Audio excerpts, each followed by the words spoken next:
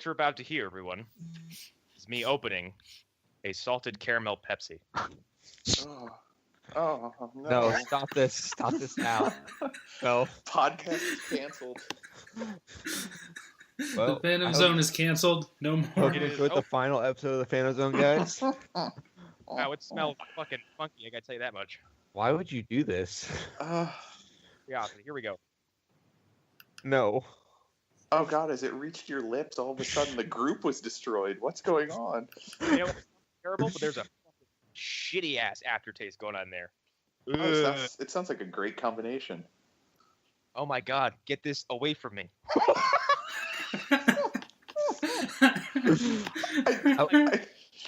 Now, when you saw it in the store, did you think, that looks like garbage? I'll be back in a minute. I'm going to throw this in the trash. Good idea. So, I'm Hunter Davenport. What's up, jerks? Anyone else want to introduce themselves in the meantime? While we wait for Connor to throw his up. Is that the introduction to the show? Yeah, I guess so. Arlen's here, and we have Erik. Hi, Yeah, I just took a whole lot of mushrooms. God damn it. You know what? You're gonna need it. Yeah, I guess we already taken a wild ride. Well, it was either that or I guess I'm a Nazi because I like crab legs. God damn it. Crab legs. They're very delicious. God. Okay, Connor, hurry up. Let's go. This is already getting awkward. I already have to cut so much out of the show tonight. Yeah. Connor chose the worst possible opening he could do. That chapter of my life is over with. I already introduced them, so. So yeah, we watched the CW crossover event. Yo, this fucking shit was It was awesome. It was so It good. was so good. This is why we watch these shows. This is the best Justice League show we'll ever get. I mean, God, you know what? They didn't need Batman, Superman, or Wonder Woman. Nope. No. they made They made Citizen Steel look like Yeah. a fucking complete tank badass. Yep. Yeah. Yep. You know what else catches they did? Supergirl. It's so good. Yeah, he got a Hulk moment. Everything hit perfectly. Mhm. Like, I feel like there wasn't a wasted moment with all of these episodes. No. And we'll get to it in a little bit. There's a down period that doesn't last too long. No. But with how long and how many cylinders it was firing on, it was perfectly acceptable. Yeah. Well, Yeah. and Considering what happened at the end of that part. I wouldn't even call it a down moment because it was crucial to the rest of the plot. It's just where Right. things slowed down a little bit. That's all it Yeah. was. It was a pause in the action. Yeah. There's like a minute in each episode, and like it's literally a minute where you're like, oh, that wasn't great. Like the Mon-El stuff in the Supergirl episode doesn't work. And I'm so glad he is introduced and then dismissed in the same scene. I like how everyone's reaction to it was like, Everyone's reaction to Mon-El. Mon-El is like, fucking Mon-El's here, and he won't go away in his dumb beard. His dumb beard and okay, I guess we can address this like here. He looks, yeah. Why is he wearing double sweats? I don't know. Like, does anybody remember the last episode where like they just end after he announces that he's married or whatever? Yeah. That was so What a fucking weird. asshole. Like the episode just ends. Oh, by the way, I'm married. You should know that. And I'm married to Saturn Girl. No big deal or anything. That's fucked up. We're totally going to make out in front of you. Oh, sorry, I didn't tell you about any of this. Mhm. Wow, they really I do doubled like down how on him this being a piece of feels shit. like this feels like a very malicious write-off Mhm. because with how everyone's reacting to him, everyone's like, "Oh, ew, Mon-El's here." Yeah. Get Yeah. the fuck out. Yeah. Like when he So- pops in, like when Supergirl's fighting the Dominator, and everyone's like, "Hey, you got a car?" And like fucking Mon-El and his loser beard walks in. He's like, "Is car okay? What's going on?" Everyone's like, "Get the fuck out of the way, Mon-El!" Like, Yeah. That was something I loved right before the what were the aliens called again? Dominators. Yeah. Right after she drops the Dominator, like onto the guy's car. Like that was the guy, so like, last year. That was I so am good busy. too. I am businessman talking about business things. My car! And then she just leaves the body there and flies off. Yeah. Episode 1 is... Well, we have a outline, do you not? Yeah, rough one. Yeah. Yeah. Okay. We'll just go episode by episode, I suppose. Yeah. So episode 1 is mostly... I'm not going to call it fluff, because it's all pretty important. No, it's set up. But it's lots of warm, cuddly, cozy setup. Yes. That all works just fine. Yeah. Everyone's great. Even Iris. They're all fine. Barry is no fighting whatever his face, the shark and the stuff. Oh, And, yeah, King Shark came back. yeah. Well, and that was something that kind of bothered me too, is because, he's trying to fight the shark guy, and Iris is bothering him about wedding plans while doing so. Like, Okay. really? So here's the thing: Iris was terrible throughout all of this. He's always terrible, though. But But it was- consistent. It was like all-star levels of terrible though. So Yeah. that was annoying. But So- yeah. I do. While we're talking about King Shark, I do kind of want to talk about the CGI, and like since we just came off of Justice League, it's like Yeah. it looks bad, but like at least it's not in a feation-length movie. Right. Like, And it's It looks consistent bad also. because it's on TV, but also at Right. the same time, it looks better than it has the past few years. Also, Right. like they're doing a lot of daytime sequences with their CGI, which is way Mhm. different than what they used to do. yeah. Yeah. And But like, there's other points in this crossover where the CG is just amazing. yes. So- Oh yeah. Yeah. So we had Barry fighting King Shark, and then we go to Oliver fighting ninjas with his nuclear arrows. I was the ninjas were made of balsa wood was my company. Like, They kind of were. Dude, like flying everywhere. He kept hitting people with like what looked like regular arrows, and these dudes were like, "Ugh," and then flying Yeah. 30 feet back. And then, I love that they then were it's- just ninjas. They were just ninjas, Yeah, nondescript and ninjas. Felicity's like, I know you're fighting ninjas. Like, no ninjas from where? Just ninjas. And Well, even Oliver's like, hang on, I'm fighting ninjas. It's so good. Well, even before all this happened, Connor, I imagine you were pretty happy that you got to see Guardian get stabbed Oh my and god. killed. Like, That's the right. minute I This getting episode sequence. opens up with Earth X, Oliver Guardian. Queen. Yeah. Well, yeah, Earth X, Oliver Queen showing up to what I guess is like a rebel base. Yeah. And then Captain America, I mean Guardian, shows up, and they have a cool little exchange, and then he's promptly jobbed out. Right. Like, Yep. Yeah. yeah. Which I mean, also, yeah. I sat there, like, I'm like, what good is your fucking armor if you're Yeah. killed by one arrow to the chest? He even says in that season of Supergirl that lead armor. So Whoa. Jeez. That seems So unless Oliver has bulky. arrows that are made of like I don't know, adamantium. more lead My- than diamond. Well, I mean, so here's the thing. This is comic book logic, but my assumption is that it's battle damage, and he's never been able to like repair it or anything. all right. That's true. Yeah. Yeah. Like that's what I'm able to accept at least. Or maybe that one was a different. It was a different suit of armor. Right. Too. And like, here's the thing. I would have thought the Guardian thing was cool if Guardian hadn't been the most annoying part of last season. Yeah. If this was his only appearance, I would have thought it was pretty cool. Well, even if he had just been like a However, one-off, like However, having Yeah. no context for who, because I didn't know who the fuck Guardian was in the comic before Supergirl, mhm. and then now that I do, I'm very upset about it. Right. But if he showed up here, I'd be like, who is this fucking knockoff Captain America dude here doing here? Yeah. Like, I can see if he had that. been like a And two-episode someone be like, thing. and then someone was like, oh, that's Jimmy Olsen. I'd be like, they killed him again. God damn it. Why? Well, in this situation, though, it kind of works. So Second time in 2 years that Jimmy Olsen has been killed in the beginning of a DC film. true. Yeah, but at least you knew who he was this time. Yeah. Right, and you actually had an emotional investment in him before Yeah. he was. And he wasn't Exactly. He was a CIA agent the whole time, guys. Yeah. Yeah, it wasn't just an edgelord Wasn't he excuse to played kill off by, a popular character. Wasn't he played by Scott Eastwood too? I think so. No, Yeah. I but think he you're right. might as well have been. So yeah, that's how our that's episode 1 opens on Earth X, and it's Mhm. all dimly lit and fucking Wolfenstein-y looking. Looks Yeah. awesome. Everybody's suits look Yeah. cool. Yeah. Dark Archer looks awesome. The fucking Yeah. red and black is cool as shit.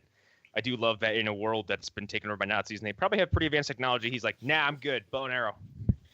Yeah. I do want Yeah. to say about the costumes, they're all like really strong. Even like Yeah. Prometheus, who's very like bare bones, looks awesome. Yes. Yeah. No, that was Um, something that was super striking. Yeah. So that happens. Then we get to Barry. We get to Oliver.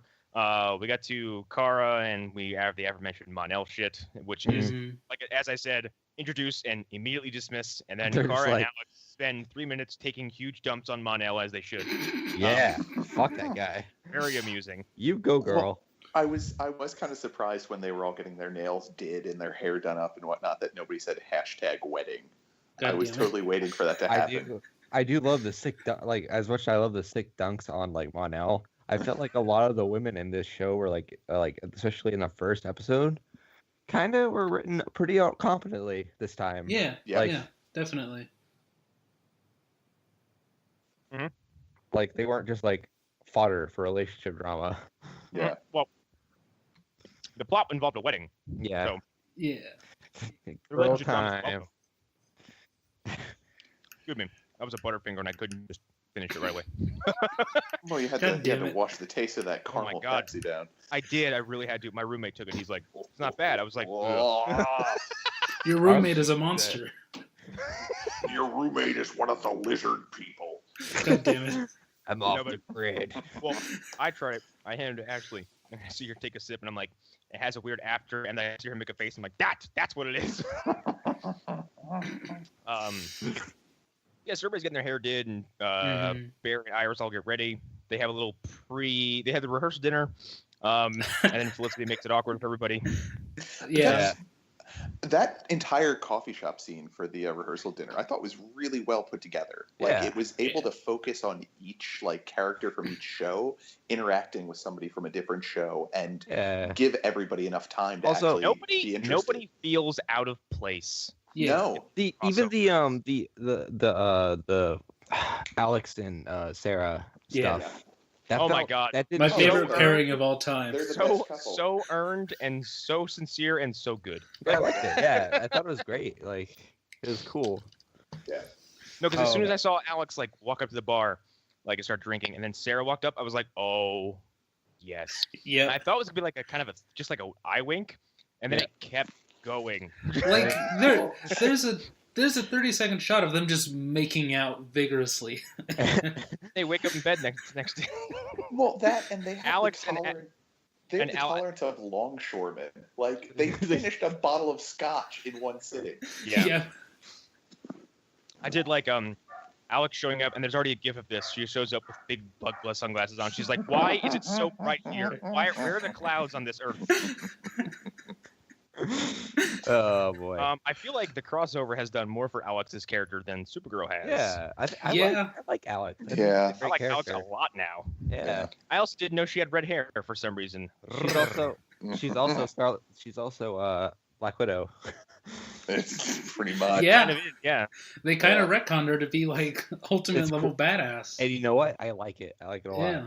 Oh, I like it a lot too because now she's no longer just like, "Hi, I'm Supergirl's sister." She's like, "No, I'm a fucking kick-ass secret agent I will who can fucking stand kill you. who can stand side by side with an elite resurrected assassin and not miss a beat." Oh Mhm. yeah.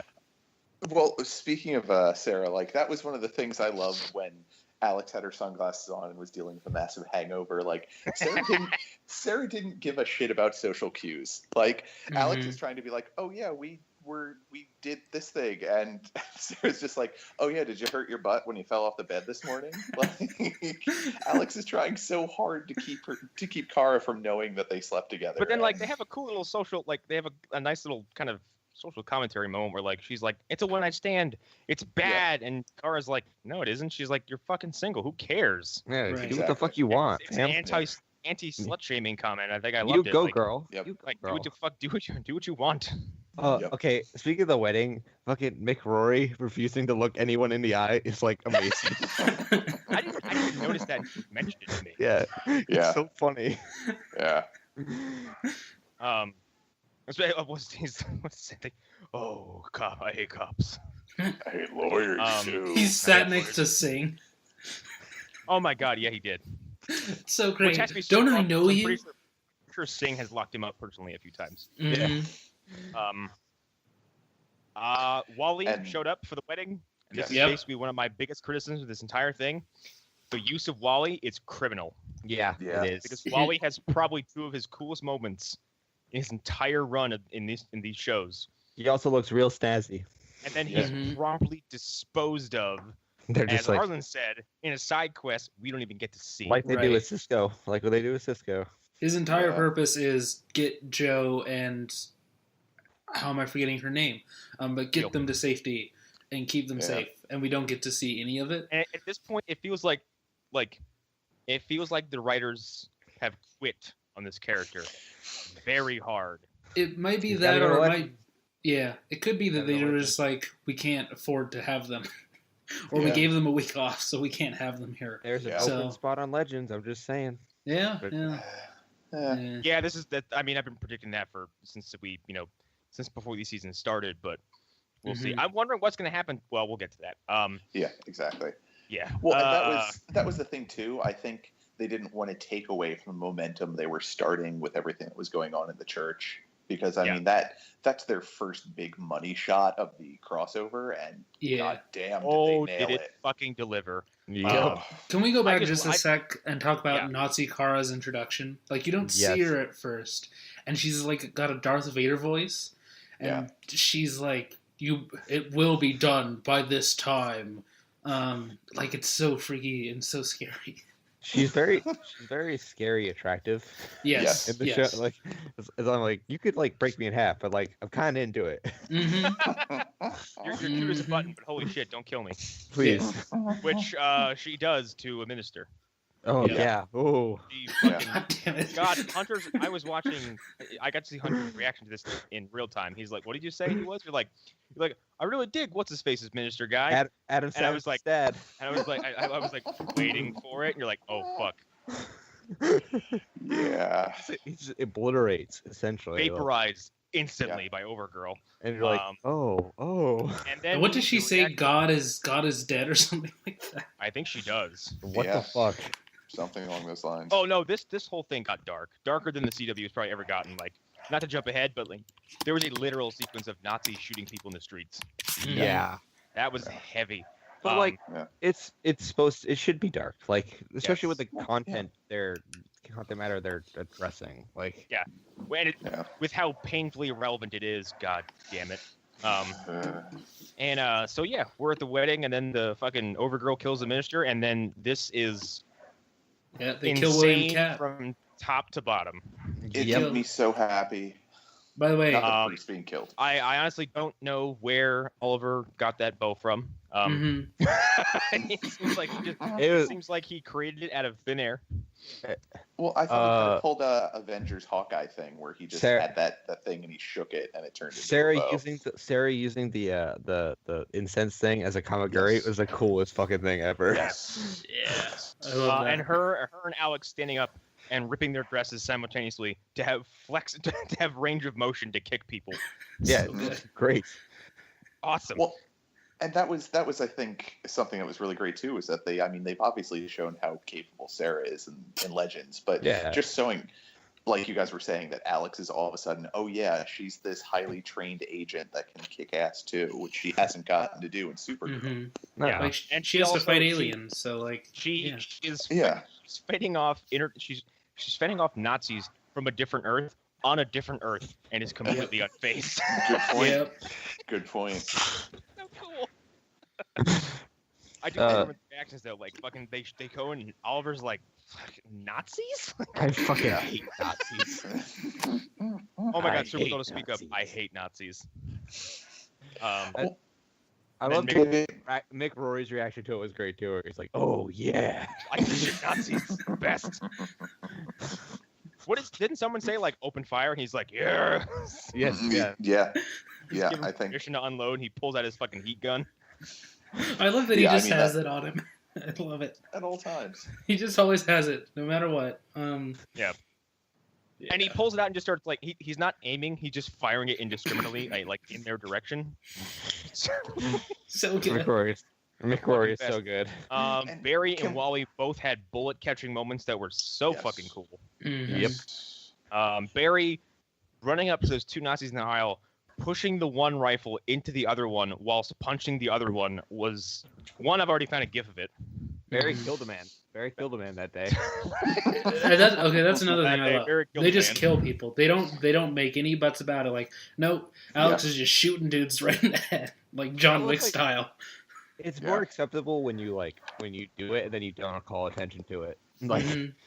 it's like fine, whatever. It's a different Yeah. universe. Who cares? Well, it's also like they've killed the metas before, Yeah. not maliciously, but just through through happenstance. Like we have to do this to stop this meta, and they don't address whether it's going to kill him or not. And sometimes it does, and they're like, oh, well, like Yeah, I think they Also- killed Shade basically. Yeah. they had to kill that electrical guy who Yes. was I'd after buy it. Harrison. No, the guy who was like, I must kill Harrison Wells, like in the Yeah, that first season or whatever. Yeah. Um, Well, and can we give a moment to how goddamn awesome that was when Ollie yells at Cisco. I need a breach. Yes. Yes. so good. Fucking Marvel Oh my versus Capcom shit right there. God. Like I wanted to throw my hat in the air when I saw that happening. That made me so happy. Like I just One, want to because see. I've never seen them have that kind of interaction, and always like, I know what you can do, and you know what I can do. Let's do this. Yeah. Yeah, Like, so good. give me like a 3-episode like series where it's just the two of them on adventures. Like, just Oh my. I don't need a lot. Just the two of them together. just for a little Hashtag Arrow bit. and the Outsiders. Yes. Well, and like I said, the key word here is earned. Everything Yes. has been earned. Like Yeah. nobody here dropped in from nowhere. Everybody here has been around. They've been established. Everyone has history, and that's why I think this works so well. Is because no one, like I said, when everybody belonged, even Yeah. newcomer Dinah, because Dinah is from Central City, and the fact that her and Barry didn't interact is probably a crime. Mhm. Yeah. Good point. I like before they showed up, I forgot they were even in the crossover. Honestly. No, that was actually handy because when each subsequent surplus members of the team showed up, like it added to the effect. Yeah, because they each got their moment. Like essentially, Yes. They're like Even like- Diggle gets his moment at the end of the crossover. Yeah. yeah. Yeah. Yeah. Well, and going back to what you said about like this was earned, coming in with this being the first big crossover I've seen from CW shows, like it worked perfectly for someone who's pretty much ignorant of the prior ones and most Yeah. of the seasons. It felt like this was the writing teams firing on all cylinders and Yeah. doing it really Well, well. this is let's put it this way. Last year was the first big crossover. Mhm. Yeah. Oh, really? This is the sophomore attempt. Yeah. Oh No. wow. Like this is only the second time, and the first time he did it was almost perfect. And this time it's like, Okay. you guys didn't miss a fucking beat. Like, Yeah. Yeah. This is the first time that it's like, oh, we're trying to balance 4 shows and give everybody Now their it's due. 5. because Yeah. last year they kind of joked us. Yeah. They said, oh, it's a 4-night crossover event. They kind of lied because Supergirl had her own mostly disposable episode. And at the end of it, Barry and Cisco jump through a breach and go, hey, we have a problem. Yeah. Oh, boo-earns. So it's more or less a 3-episode event. You get like a little bit And of then, sad Cisco. and then the Arrow episode was an Arrow episode that had some crossover stuff happening to the side. yeah. It was Cy- very, very Cyborg Girl. focused on Arrow. Yeah. God, Oh, fucking dear damn it! God. I hate her so much. There's no She's got Cyborg that- Girl though this time. Yeah. I like There's that's there's fucking Metallo. God damn it. That's right. Okay. You know how excited I was? People were getting hype over Metallo. Oh, And it's the I love same. Cal. It's the same actor. It's that same British guy from season 2. Yeah. Like, Mhm. yeah. So many. But they made it me actually care. Like Mm-hmm. Yeah. when he showed up, I'm Um, like, oh fuck. So and episode 1's pretty easy to sum up because like it is lots of setup. It's Felicity and Ollie get awkward because she screams, "I don't want to marry you." during Yeah. the original Whoa. dinner. like, Whoa. like Her was- reasonings that- are weird. But that beyond that, like that is the biggest social faux pas you could have happen at a wedding is asking someone to marry you. Yeah, what the like- fuck? That is the most like self-centered and arrogant thing you can do. Is like, oh hey, it's these two people's special day that I love and I want to be here for. Well, gonna make it all about me now. All about me. Right. So I'm getting married. Well, to. he approaches her and says like, "Hey, let's talk about the idea of it." And Felicity's Yeah. like, "Ha ha ha ha ha ha ha." No. Yeah, he's like quietly trying to talk about it and like maybe we should consider it, and then she turns it into a scene.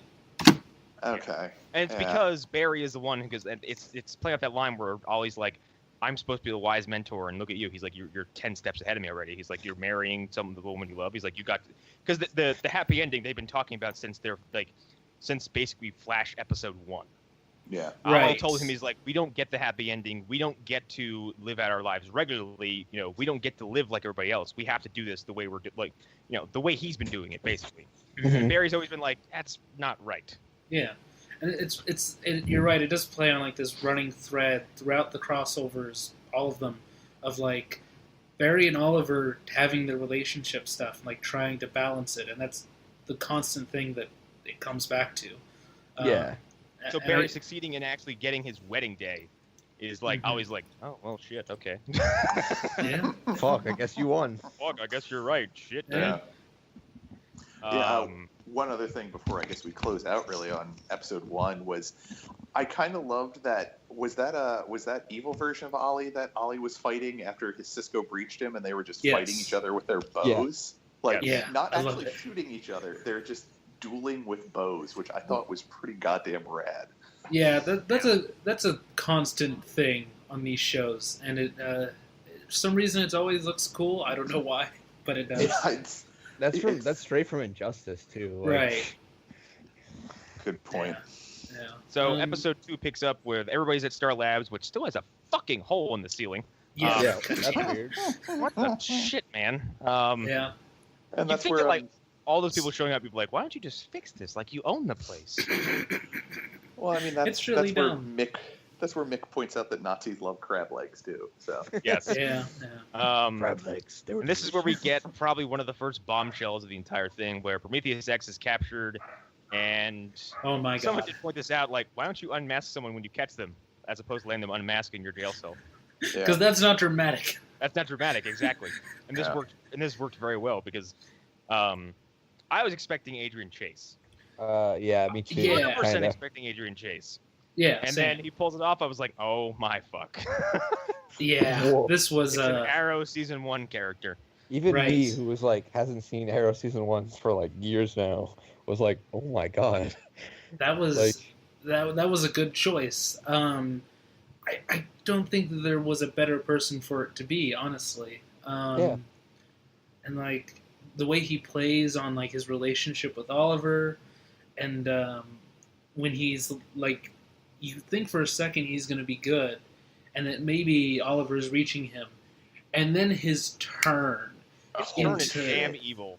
Like, what That did he say? He says, monstrous speech. everyone you love will die, and they will die horribly in ways that would make monsters sad or something like that. Mhm. Something along those lines. Yeah, and talking he, about like- their skulls will be crushed under. Yeah, oh, that's right. foot. He says your skull will crush under the weight of his boot, and everyone you love will die horribly in ways that would make monsters cringe or something along those lines. Yeah. That's Okay, the so whole thing. And so like this Oliver speech- basically just Ooh. rolls. yeah. So this speech, I like it mostly, but I did have a problem with it. I didn't know he was talking about evil Oliver, and I was very confused by that. And I thought that there was going to be a fourth evil character that we were going to introduce, who was the Führer. And Yeah. It kind of took me a second to realize that evil Oliver was the Führer, and then I kind of laughed at just like the coincidental nature of that. I'm like, huh. Yeah, because for a second I was like, "Is it going to be Vandal Savage?" It's right. Like, oh, is it gonna be- no, I'm so glad it wasn't. I'm not. I love Casper. Oh, What's his God, face? I loved him in Legends. no. He was That's great. terrible. That would have been hilarious. If it was him, Like, I am the Führer, and no one knows exactly where I am from. I love it. Tommy I'm going- Wiseau is in it. Where Season is 1 of Hawkman? Legends. I must stab him. I must stab the hot Where girl is the man with the wings? I must stab him in the chest. 3 times. Oh, hi, Hawk. And after he's Over already and dead. Over and over. Now he's Boss Rootin'. Over again and again and again. Dangity dang. Over I and want to out. bang and kill the girl with the wings at the same time, and Kill you're the never balls. sure which one Have I'm you going ever to seen, do. not to derail, but whatever. Have any of you seen Boss Rootin's self-defense video? Yes, No. it's phenomenal. It is fucking hilarious. So good. It is so good. exactly what you think. It's him teaching you how to defend yourself against like drunk bar fighters. And it's like he like role plays. He's like, "I'm sorry, sir. I'm going to have to break your arm." And then he like has people put him in like a sleeper hold, and he's like, "You defend yourself by throwing heel to the balls." Yeah, when I worked And at he's a like, "And record you give him a store, we crack watched across it. the face, 1, 2, dangity dang, over and out." 1, 2, dang. It's so good. I fucking love Bas Rutten. Actually, a friend of mine during his little short wrestling stint pulled moves directly from that and added it to his wrestling repertoire. That's awesome. Yeah, he loved it so much. That's Back- awesome. Back to this. So it's because it's been so long since we watched this. Like episode 2 is a little hazy because the universe has been trying to fuck with us. Mhm. Yeah. Like Yep. today we got a call at work. The emergency clinic called us and said, "Hey, we lost power. We're sending any emergency case we get to you guys." What? You're gonna fucking send some staff along with you along those lines? Because that'd be great. Just fucking And- drop your dirty laundry on us. This is Andy's fault. It's all Andy's fault. Andy. He cursed you I guys. know you're listening. His fucking negativity around the Justice League is infecting everybody. Yeah. Like how he's like, "Look, I'm gonna bitch about this movie till I get something better," and this is the thing that's better, and he's not realizing it. Yeah. What we're talking about? Episode 2. This was the episode where they revealed that Kara and Ollie, Nazi Ollie and Kara were a couple, and And then she goes, I- "Ew." Just the weirdest thing. I kind of like them as a couple. Not the Nazi part, but them as a couple I think could actually work really well They'd make them if they here's- went here's that the way. thing. They'd make some pretty fucking babies. They would, but They would make also some beautiful also- blonde children. Oliver's hips would be broken. Like, if she moved the wrong way one time, he would be gone. He'd be done. It's- But like, it makes That's sense. why I mean, That's if why I you- always like the idea of any like Kryptonian having sex with a human. Like, I feel like Lois Lane would just be fucking destroyed. yeah. And Yeah. I think someone said like the moment that baby kicked the first time, like it would be like the fucking chest burster scene from Alien. Yeah. Yeah. I like how it makes sense considering the whole Nazi theme. Like they're both blonde and like Aryan. Yeah. That's we have to talk about, because we just mentioned those two, the return of my boy. Thawne, Eobard. Fucking Eobard Thawne is back, and someone did mention in the group how his performance has changed, and yes, it has changed. This marks like what the fourth iteration of a Tom Cavanaugh Reverse Flash. Yep. Yeah, it is. It's It's very. I mean, He's very growly. he's doing Lesher. Like he's doing a Yes, that's Lesher exactly what impression. he's doing. Yes, he's doing a Like, Lesher. Yeah, which makes sense. I described it as it's a Harrison Wells, like it's probably malicious why he stole another Harrison Wells' face. It's malicious, and he's not under any pretense of being a mentor or a father figure. So any Mhm. sense of calm he had is completely absent. Yeah, Right. he's a no Nazi. veil he's trying to. Yeah, he's fucking hanging out with Nazis. He doesn't care. yeah, Yeah. So he's all- like all I'm fucking evil and I love it. Yeah, and all of season 1, up until the moment where he says, "You had everything, and now I'm going to kill you," up until that moment, he was putting on a performance. Yeah. And that was just an act to earn people's trust and to he also, have Barry's he also trust. says like because I stole this man's body, like sometimes memories of people I don't even know make me feel emotional. Mm-hmm. Like, cause he's Erik, as you didn't see Flash season 1, did you?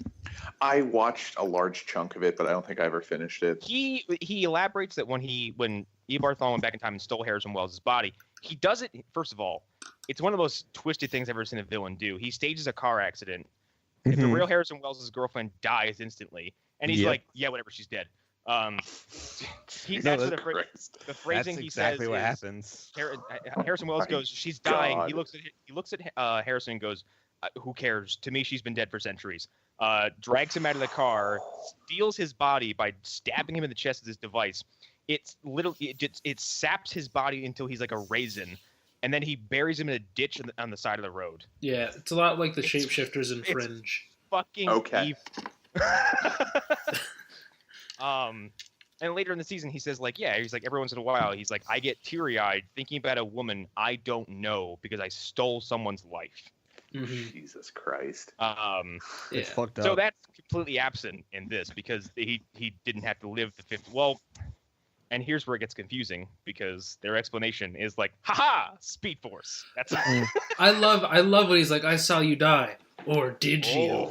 Did you? That was so good. And he's like, time travel. It's very confusing. I'm like, yeah, it is. Yeah. You got that right. Well, and I mean, I was trying to justify it by being like, well, if they pulled him out of the time stream at this point, he would be able to do all these horrible things and then be reinserted. And then I just started to fall asleep on my own thoughts. They also Right. They also had a really good explanation why there's an alternate Kara, because they were like, but it's not. She was not from Earth, and like, there's multiple Kryptons too. Yeah. Like, Yeah. That's another thing. They established that there's a Kara in Earth 1 somewhere. We Yeah. don't know Yeah. where she is, but she definitely exists. Well, Thawne came out and said later on when Kara mentioned, she's like, I'll get my cousin. And he's like, and Thawne, for all intent, first of all, he has been buffed. Mm-hmm. yes, Because he basically says, oh, I fought Superman once. I fucking killed him. fuck. I don't know if it. I feel like it's more. We went to a tie or something, but yes, like he definitely suggests that he got one over on him. He completely laughs off the idea of Superman. Yeah, he does. That's frightening. Which also, then that's basically saying like, oh yeah, I fought your cousin once, probably on Earth 1, which means Yeah. that Earth 1 has a Superman at some point. I was assuming that he was talking about her Earth 38 Superman, but it works either way. Yeah. Is it Earth 38? Yeah, I think it is. I can't remember for sure, but Yeah, I I did think it is say Earth the 38. number. Yeah, because like Earth 3 is Jake Erik. Right. Yes. Yeah. What was that? Well, that's confusing because Earth 2 was Jake Erik for a minute, and then Earth 2 was Hunter Zalman.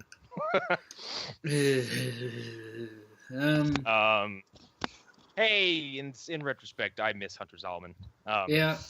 Quite Yeah. a lot. I think we all do. Ever since Saboteur, I'm like, wow, I really like Zoom a lot now. Mm-hmm.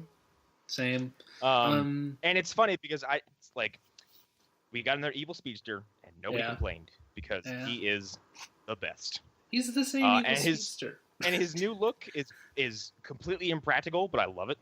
Yeah. I don't understand why he has a gas mask.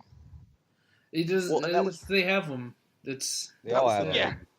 Before they revealed his face in the posters for this crossover, like I was thinking maybe it was something where it was going to be Ebog, but he had been so displaced by traveling through time that he had just become this like not gaseous but non-physical form, so he needed What the if- suit to hold him So- together. What if So he had basically, Barry's body? He would become. Oh, that would be the best. Well, they didn't. I think they said like the prevailing theory about that is like we didn't want to do that because we just did Saboteur. Oh yeah. Oh, fuck. that's right. Yeah. But here's the thing: giving him another chance to do Evil Barry and do it right, I like the idea of that because they did Evil Ollie once before and it didn't work, and this time it worked very well. So, Yeah. yeah, Well, because he was all in this time. Like, yeah. And I like the joke about super speed. oh my So- god, that was the best. Because it's not like because it comes out of nowhere. Like Barry arrives, boom, big heroic entrance. Supergirl arrives, boom, big heroic entrance. Music drops out. Everyone kind of stands there for a second, and then you hear from the background.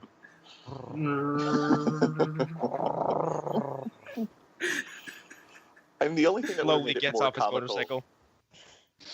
The only thing that would have made it more comical is if he would have shown up on like a moped or something.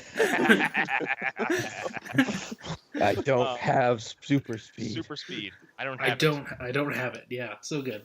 Although he certainly makes up for it because the action sequence following the stare down between the three evils and the three the big three versus the big three mhm. Yeah, the Trinities. was pretty nutty because I'm like because Oliver's like get me over there. I was like what the fuck are you gonna okay. I'm like I don't know what you're doing but it seems to have worked. That was my one minor complaint with this episode was the special effects on when Ollie was swinging from place to place. Were- God. They comical. looked real bad. Looked real Yeah, bad. Like that was it real looked like he was goofy. ready. It looked like he was ready to T-pose while he was doing it. Like, God damn it. I got Spider-Man 3 vibes, which is not vibes I wanted to get. no. but, yeah. Going back to the first episode real quick, just the part where when Jax and Stein were talking, and he's like, "Wait, so I'd be like Spider-Man?" Like, I was just No, like, I wait a mean, minute. you couldn't stick to walls, but Well, just I could imagine Sony, like someone there was like, what? And he's just freaking what's out it's about like the it. third big Marvel. Actually, that's the second Spider-Man joke this season, and the third big Marvel reference this season. Yeah, I don't understand what Yeah. the fuck they're doing. Because I think it's just cheeky little like, haha. 'Cause, Right. Like Yeah. someone was like, wait, you turn to Killer Frost and you get mad. You're like the Incredible Hulk. Yeah. Yeah. And then when Barry is accusing DeVoe, he's like, I don't know, my spider sense is tingling really hard in this one. Yeah. Yeah. I like the idea that like that's comic books they read. Yeah. Yeah. I think that's very interesting. Fuck that Well, I Black feel like Pirate the shit. Yes. The CW shows are in a safer place where I don't think they feel like they need to have the direct competition with Marvel stuff. Right. Yeah, because it's so Make little cheeky because things it's like so that. tonally different too. Because and Marvel like, you TV is a mess. compare it.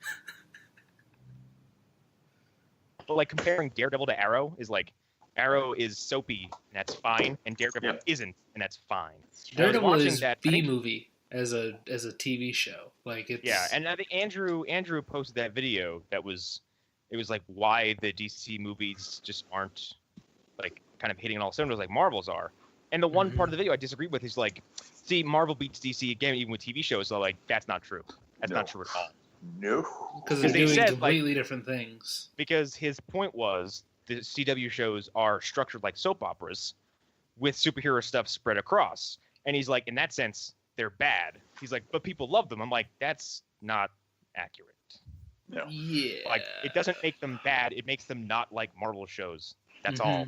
And comic books are fucking soap dramas. So is Well- pro wrestling. The people who love Marvel shows have Stockholm syndrome. Like Well- they're refusing to give up on it, even though it's horrible. I mean, horrible. there are better alternatives. Just saying. Well, he was comparing that like the majority of the Netflix stuff to the CW stuff. That's not a because- fair comparison. It It's isn't at not, all. No. Because like Daredevil is horrifyingly violent. Yes. Yeah. And very, very bleak and grim and dark. And like these shows get dark, but they bring you back almost instantaneously. right. Well, They spend a lot I of time being light and jokey. I would argue that the Netflix shows also have a much larger budget than most of the CW shows. That they do. That they do. Yeah. And here's a big problem with the Netflix shows. Usually by the halfway point, something goes horribly wrong, Yep. and the quality starts to dip a little bit, like Luke Cage disposing of their cool villain and bringing in Power Ranger Diamondback. But that wasn't a dip in quality. That was a plateau. that was that Never was got better for 6 episodes. Yeah. God damn it. And Iron Fist didn't have the plateau. Iron Fist from episode 1. Actually, I think Wooly said this on Super Best Friends. He said like Iron Fist, like they just from episode 1 had no fucking idea what they were doing. No, Right. they No clue. And there'd Everything be I've like read an about- episode that was like, oh, hey, somebody figured out how to put words together in a sentence correctly. Good Well, job. Everything I know about Iron Fist, it just sounded like it started with somebody was already somewhat down like a 6-foot deep hole and just kept digging and Dude, looking up like, okay, hey, you coming with? You Not to coming with? get too far off topic, but like Iron Fist episode 1, and anybody who's been on this podcast with us, like Hunter, Arlen, Allan, Chris, I mean even Ed, Andy, anybody can attest to the fact that episode 1 of Iron Fist is, hi, I'm Danny Rand. No, you're not. Get out of here. That's it. It is that. and then 40 minutes. Yep. it's Yeah. And then the not- next 3 episodes it's after not that bad. are much better. It's him entering buildings and being turned away. Mhm. And But then hey- and then in between that, boardroom dramas. Mhm. I like that's kind of like my favorite part of the Defenders is that they're in a boardroom when they start that giant brawl.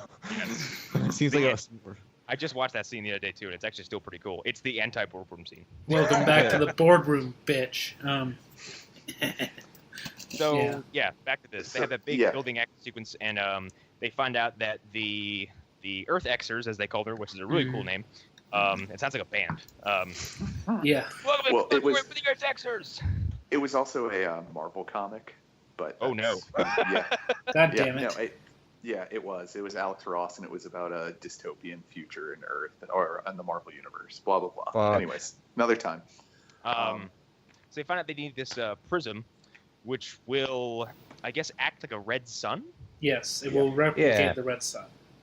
And this was interesting because it's everything tied together. They need a red sun because the Earth X Overgirl is dying from, I guess she said, literally flying too close to the sun. Right. This is like the this is from All Star Superman, right? Like this is yes, directly yeah. pulled from shit, it that. is. Yeah, it is. Like, yeah, this is DC canon shit here. Mhm. Like, yeah, Well, even Overgirl's origin, I mean, is essentially the Red sun. Red Sun, yeah. Exactly. Yeah. yeah. Yeah. So I mean, they're dipping in where they want to, and it works out really well. So yeah, they need a red sun so they can take Earth 38 Supergirl's heart Yep. and give it to X-Kara, Mhm. which is fucked up. Yeah. It's really Yes. sick. I do wonder if Um, Earth 38 Supergirl hadn't shown up, what they would have done if they would have just found Earth 1 Supergirl, or if they had another plan to go to another Earth. But yeah, that's something that was kind of a plot hole that stood out to me. Yeah. Well, I think they were probably tracking her and were like, nope, she went to Earth 1, let's go there. Yeah. Yeah, Somehow. they do say that some way. they've I been mean, watching probably them more, somehow. more than likely with the assistance of Thawne, who, since he's from Earth 1, who's probably helping them out a lot. Yeah. Good point. Yeah, I He bet. seemed to be the one who is basically in charge of planning. Mm-hmm.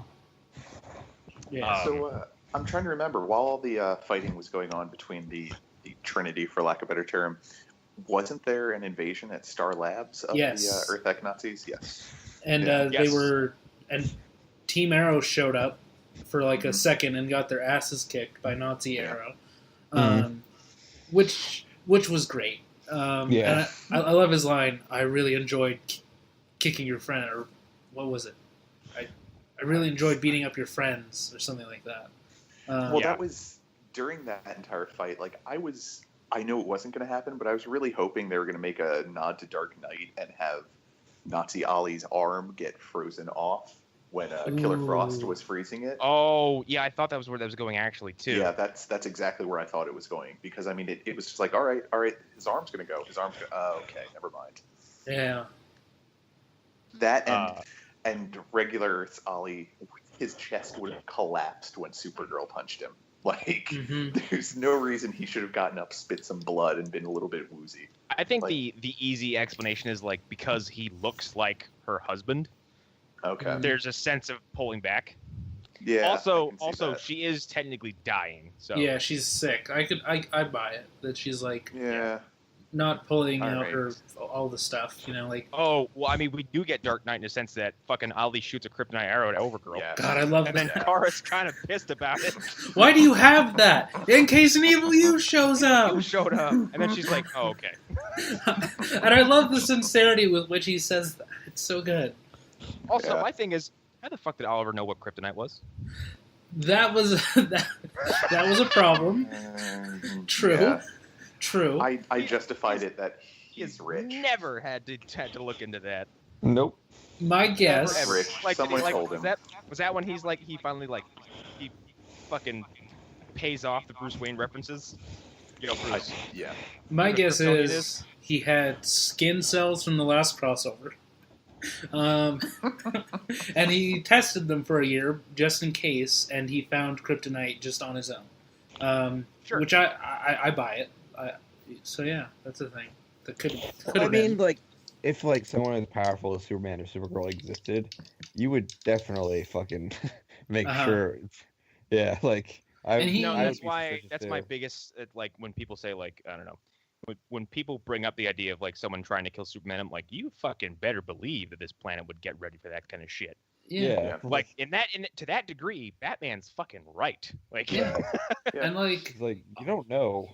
yeah, and Oliver being this universe's Batman, like him knowing there's a possibility, like he assumes that there is a Supergirl on his Earth already.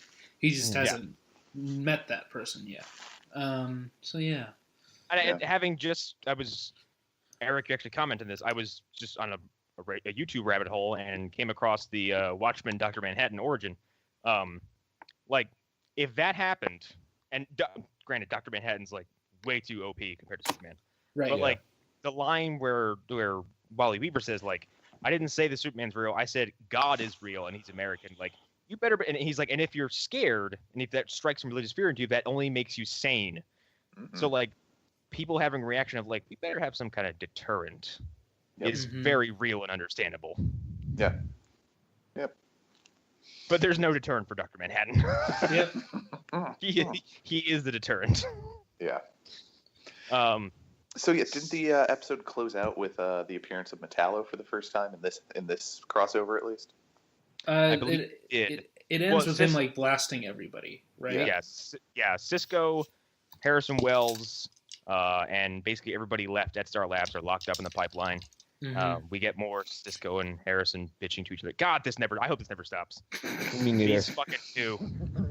Is it a ball? Where did you get a ball? I always have it with me. I love Harry is so good. Well, that was the thing too. I was really hoping Mick was going to turn into the hero there. Like when he's like, "You go do this, and I'll take care of these guys." Like I was really hoping he was going to be the turnaround hero for everybody, and then be able to play it off like, "Remember when I saved all your asses?" Yeah. Mick gets his share of the limelight in Legends. Like He does. But I just that scene in particular, I was really hoping he was going to end up being the hero for some reason. it's always really weird, that, like when he has like a solid plan too. Well, here's the thing. Like, Mick is kind of set for moments. Like, he's now a hero of the American Revolution. That's true. So, he's kind of like, there's a statue of him. He's set. Yeah.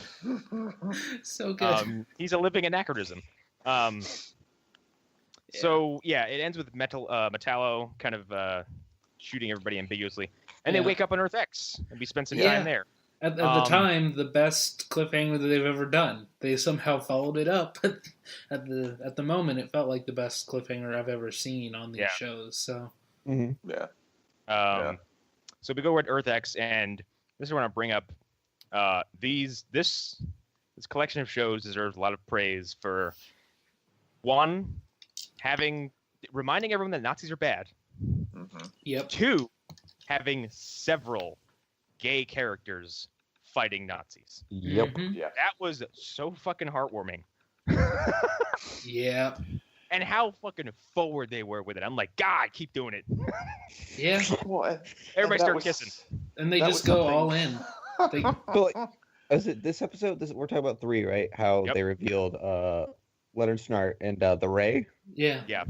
And So which and it I- feels the most natural they've ever done anything on the show. yeah. well, And when they introduced them as a couple, they quickly became my favorite couple. Like Yeah. Alex Yeah. and Sarah are great, but yeah, the Ray and Captain Cold were phenomenal And I together. wasn't ready for the Ray being the dude they saw in the camp, like, because they wake up and they're like, because I think it's who asks, is it Jax is like, what's that patch on your arm? And he's like, Yeah. I love the wrong person. I'm like, oh man, that's fucking heavy. yeah. They go all in with the internment camp stuff. Yeah. Mhm. Like they don't shy away from it. That's something I really have to give them credit for, because I wasn't sure if these were going to be cartoon Nazis, if these were going to be, very I don't want Not to say at all, because then we get Nazi Papa Lance, Yep. who basically says like, oh yeah, I had a daughter look like you. I killed her. he Oh. like yeah, my daughter had similar impulses, and it was queasy. And on a side note with that was something that bothered me slightly. Like, this is a very lax Nazi regime, being that everyone is allowed to have whatever the fuck facial hair they want to have. Like, I mean, the fact that Nazi Dad can have like 5 o'clock shadow and Nazi Ollie can have a full beard, like I don't want to say it bothered me, but it did. Like, if you want to have Nazis, like, they were very well known for being like, no, you have to be clean cut. I mean, production schedules and I get that. waiting for beards to come Also, back. Also, having the current with the current political climate and seeing how would I put this? Seeing what the neo-Nazis have to offer, Yeah. God damn this it. facial hair was pretty subdued and respectable as Good point. compared to the pointed helmet, neck-bearded fatzos I've seen on the internet on TV who have their fucking Kevlar vests and their spears and their Don't Tread on Me shirts and their fucking armbands, these fucking basement-dwelling dweebs. Good Don't luck step on outrunning a Snake. drone, idiot. Yeah, good luck outrunning me when I'm gonna shove my foot up your fucking neo-Nazi ass, you Well, fat shit. They need the beards to cover the fact that they just have face and a neck. There's no They shit. need to cover up the fact that they are just essentially one big giant sausage. I'm God freaked damn. out. Freaked out a little bit. Hey, neo-Nazis are pieces of shit if you haven't gotten the message. Fuck them. I'm willing to say this right now. If you listen to our shows still and you are a neo-Nazi, fuck off. Fuck you. I will Um, find you. I will find you. Hey, guess what? I don't care if you drop dead tomorrow. Fuck off. Yep. You're not good people. You're a- You're You're a not. plague. You're No. a plague on humanity, and I don't care for you. Anyway. Yeah. We don't need your unsubscribe. Actually, don't unsubscribe, but please slowly die. Minute by minute. Nazis are the fucking worst. Anyway. Click like and subscribe, but please die. Seriously, God. Hey, it's hard. Die Like, immediately after you for subscribe. anybody who might be like, you're getting political. Look what the fuck we're watching. Right. Like, No, there's yeah. no way we couldn't. Yeah. We could just address this outward at some point. Yeah. Yeah. And now that we have, let's get back to the schlock. Let's So get the, back to Leo Snart showing up Yeah. and saving the Fucking day. So sick. God, I Well, really wanted to be called Lenny. Before they even got to Lenny him, though, Snart, Citizen Cold. when the Nazis are marching them out to kill them, like, I don't know, maybe not have them walk in like a huge line like that. Maybe have them in single file and have your guards on either side. You're just inviting them to it's this escape. way. It's this way. Yeah, Like, yeah. It's got to be this way.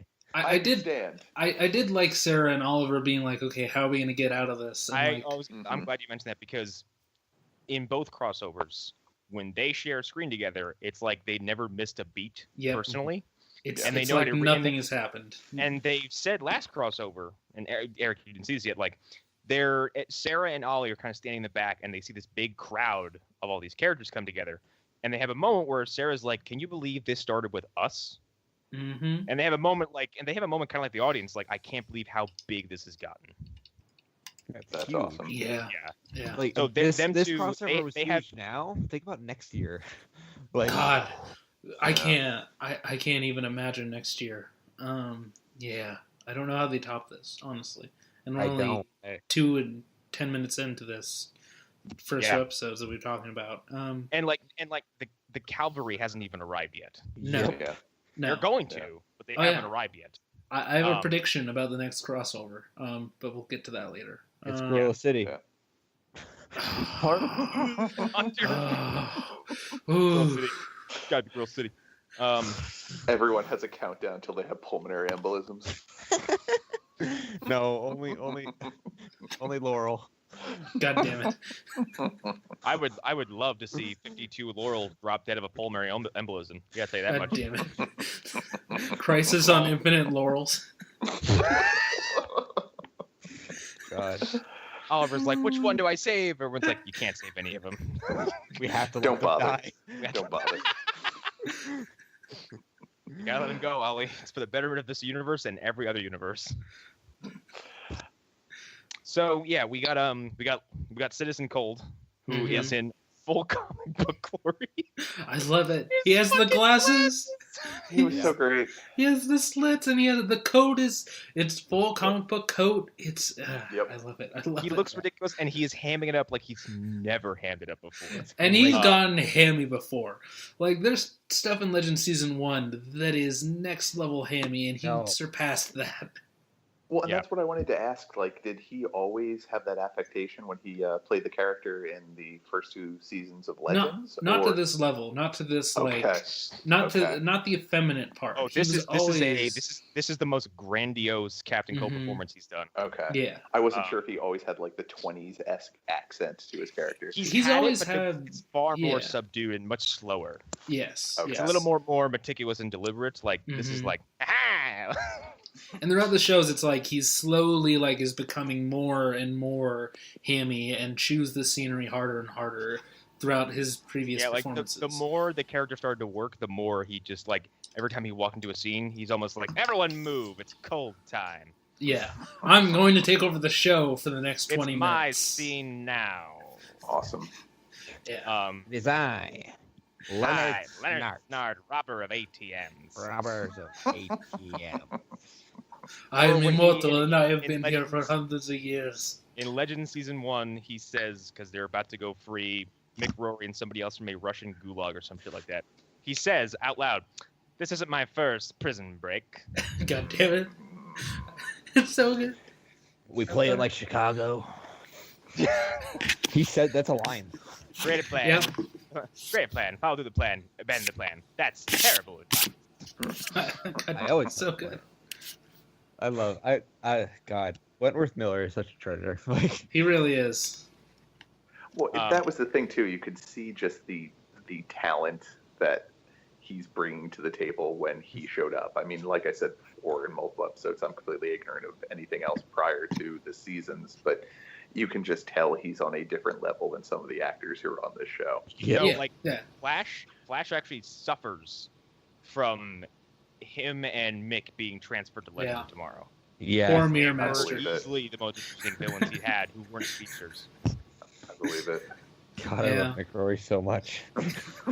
Especially once, because over the course of the first 2 seasons, Snart and Barry's relationship starts very antagonistic and grows to the point where like Snart figures out Barry's identity, uses it against him, and then like Barry's like, "Yeah, I need a favor," and like I think basically they come to an agreement like Snart won't kill anybody, and won't reveal Barry's identity as long as he basically pays him back later on. Mhm. Okay. And then from that point forward, they're kind of they're not buddies, but they have a very strong understanding. Yeah. Okay. Yeah. And like- Snart becomes less diabolical as time goes on.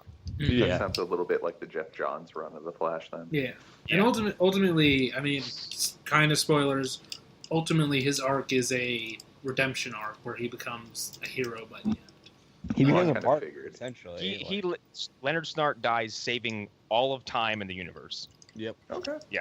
It's very Alright. interesting, and which makes his sitting down with Rory at the end of this crossover very impactful because it plays off of Legend Season 2 where he kept seeing Snart in his head as hallucination, Mhm. and Snart was like, "Look how fucking pathetic you are, weak you are." He's like, "Hanging out with these bozos." He's like, "You used to be a hardened criminal," and he's like, "Get out of my head." Hmm. So then we got Captain Cold, Citizen Cold, and then we got Ray, who looked Hooray. way better in motion than he did in that one still shot we saw. Yes. Yes, he did. I like Yeah. his costume. I think his costume's cool. His costume is very Rocketeer. Yes. His, yes. his costume is also ridiculously comic accurate, which I was surprised they went for. Is it weird to me or anybody else that it's so close to Nova's costume though? Yeah, I can see that. I can Very see similar.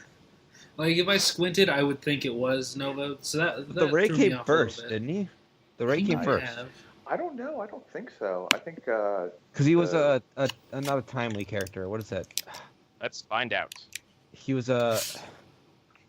he was from the same company that had like the Human Bomb and like Vixen and all that or something like that. If I remember correctly. well then yeah. Then Is he maybe Charleston? was. Charleston, Charleston, yes, yeah. that's what I'm thinking. Okay. Yeah, that I do might love make that sense. he's like, "Hi, I'm Ray Terrell." He's like, "I'm the Ray." Someone's like, "Your superhero name is your first name First with the in front of it." His Yes. first appearance was Happy Comics. Mm-hmm. So Okay. I, Take I, your Yeah, word that for it. sounds I don't even know what that is. that does sound like a old school comic book. Yeah. Quality Comics. His- That's the His company. first appearance is 1992. Really? Oh, Yeah. huh. So he's like a Sentinel Wait. type character. Where he's Quality like, existed back then. I thought quality was like an old school like Charleston comic thing that DC acquired. Yeah. Well, no, Charleston, I think, was where all the Watchmen characters came Yeah, from. the question came from Charleston, if I remember correctly. Oh, okay. So yeah, we got the Ray, and then we meet Earth X Finn, who is so almost laughably opposite of his Earth 38 counterpart. Yes. Wynn is like John Connor in this universe. He's almost insufferably gruff. Yeah. He's like, we're blowing up that transporter. I'm like, you're fucking Finn. God damn it. Yeah. And this is where we said everything kind of takes a little bit of a dip, not in quality but in pacing, because they're slows gearing up for some heavy shit. Yeah. So more or less, like the Earth Oneers are stranded at Earth X and looking for a way to get out. They know there's a transporter. Earth X Finn wants to blow it up because it's a one chance to win the war, and his method of blowing it up is to send weaponized red tornado. Yeah, what? Huh? Which I'm okay with because compared to Supergirl Red Tornado, this was perfect. Well, it's because he was Red all Tornado CG. looked amazing. Yeah, and I guess it's the same effect from season 1 because he looked very different when he was CG in season 1 of Supergirl. Here's my problem with Red Tornado at every appearance he's ever had. What is his wind gonna do to anyone? Like, it's Hunter, Super Wind, Hunter. You clearly have not sat down and watched Young Justice Abridged because you'd know what his purpose was, and that's to fucking sass people. Okay. you fucking potato. Is he like important or something? Yes. Why? Because magic, you fucking potato. God damn it. Yeah. But yeah, like I liked Oliver as undercover boss. That was really good. I do like how Nazi Papa Lance was like, I know who this guy is. Yeah, and the Felicity. Their test is so that was something. Yeah. It took me a second because like when they did the same thing in the Legends episode where they have the Doom world where Felicity's like a vigilante. Yeah. It takes me a second when you not have her in blonde hair. Yeah. I'm like, who the fuck is that? I'm squinting my eyes to the screen. I'm like, who's that? She looks so different. Yeah. I did like Thawne holding her and like about to do his vibrating heart thing. And he's like his heart splitting hand o' death. Yes, he's like poor Felicity. There is no Felicity Smoke in this age of heroes. That was a good moment. Yes. We unfortunately haven't talked in length about how like fucking deliciously evil Tom Cavanaugh is. Yep. He is all he goes. Someone talked about his performance. He goes full on mad scientist. Yes. Mm-hmm. Complete. He's like the Nazi mad scientist. Like, you know, he's like Gables. He is fucking Mengele. Like Mengele, with superpowers. Scary as shit. Yeah. He just chewed up all the scenery he was in. Yeah, he's amazing. Like, I love it. I love it so Tom Cavanaugh has been, just throughout his run in Flash, I think has earned the right to be one of the best character actors I've ever seen. Because the amount of different interpretations of one character at this point is staggering. Yeah. And he has played the Reverse Flash as Harrison Wells technically 3 different times. We had season 1, and then we had Earth 2 Harry Wells masquerading as Earth 1 Harrison Wells as he was the playing Reverse 2 Flash. characters at the same time, essentially. And now this, along with the Council of Wells, along with the pre-Thawne Harrison Wells, along with the HR character, it's his credentials from this pocket of shows is staggering. Yeah. And to think that he's fucking JD's brother from Scrubs. Yep, he's that dude in the tub. Hey, little brother. Dan's not here. It's Captain Bubblebeard. God, I love Scrubs so much. Hey, you want a beer? Nope, that's backwash. Nope, that's backwash. That's backwash too. God. Same guy. Watch that done. Same guy. Same guy. What do you do, Dan? I 10 bar. Yeah. So this is where we got they're about to do surgery on Kara. Yeah. and then Ray shows up. Oh my god. Yeah. Was not ready for this, and it was such a fucking joy because, like, I thought someone was fucking the telepathic. I'm like, there's no telepaths. What's happening? And Ray fucking pops out. And, okay, here's the thing. I laughed really hard because Kara's down the table, and she says, Mike, I'm gonna get my cousin. And Thawne's like, blah blah blah, beat your cousin. God damn it! And then the actor who has played her cousin previously in a Superman movie shows up. I think they're just as amused as we are by this, and they keep doing it in the crossovers. Yeah. God damn it! I didn't put that together. Because in the first crossover, Erik, Ray Palmer sees her and goes, "Huh, she looks like a cousin of mine," and walks away. Nice. Very good. Yeah. He shows up and I don't know what he's doing. It's just this big blast of blue shit that comically sends Eobard Thawne crashing into like. And Evil Oliver. They into the same closet. Oh my god. They just get blown into a closet. So violent looking. I don't know what he's doing, but it's so funny looking. One, because I was distracted by the gag, and two, I'm like, he's just fucking shooting everyone left and right. And he's like, not today, Mangala. Good fucked. And then Nate shows up also. They both have the best scenes they've had all season when they show up. So, Nate is easily one of the strongest members of the entire unit. Yep. Oh yeah, he's the Hulk. Like, Yeah. Okay, now I think we got to get to the sad part of all this. Yeah, we do. Because I was not ready for this because that this whole crossover, they are building towards the split of Firestorm. Like Martin wants to go home and see his daughter, or see his granddaughter, and spend time with his daughter and his wife. Yeah. And we knew this was coming, but not now. Here's the thing: when the news of Victor Garber leaving came on, I'm like, it's obvious. He'll go home. Yeah, the character will go home. That's what should happen. And the fact that we got here is heart-wrenching because this character didn't deserve this, but at the same time, it's beautiful. Yeah. And it gave this crossover stakes in the best possible way. Yeah, because I like going into this, I'm like, nobody's gonna die. Nobody ever dies.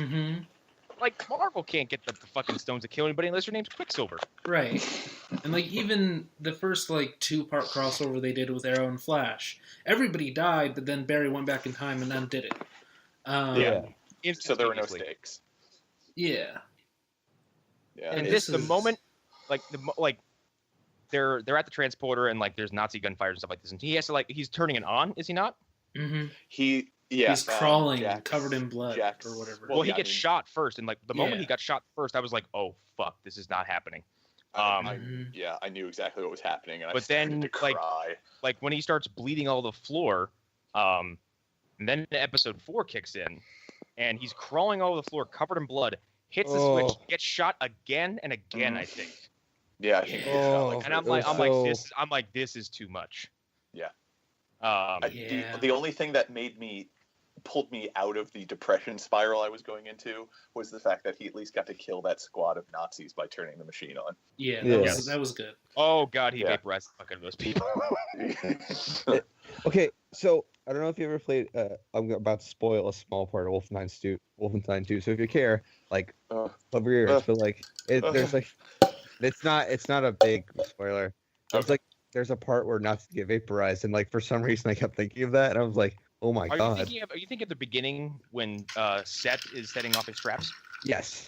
God, that shit is funny as fuck. Yeah. Because in the background, he's in the foreground, Set is having a conversation with the newly awakened BJ Blazkowicz about the Nazis found you and blah blah blah. We have to get out of here. In the background, you see Nazis kind of just running in oblivious and getting completely roasted in really graphic detail. And at some point, one of them kind of walks up and sees what happened and kind of steps forward, steps back, takes a little step forward and steps back, and then kind of gets really confident, runs through, and is instantly vaporized. So amazing. So good. Yeah. It's just something about that reminded me of that. No, the Wolfenstein aesthetic was all over this, and it's fine. Yeah, it worked really well. Well, I mean, why not borrow from something that's currently very popular? Also, so, say what you want about Nazis' ideals, they look fresh as fuck.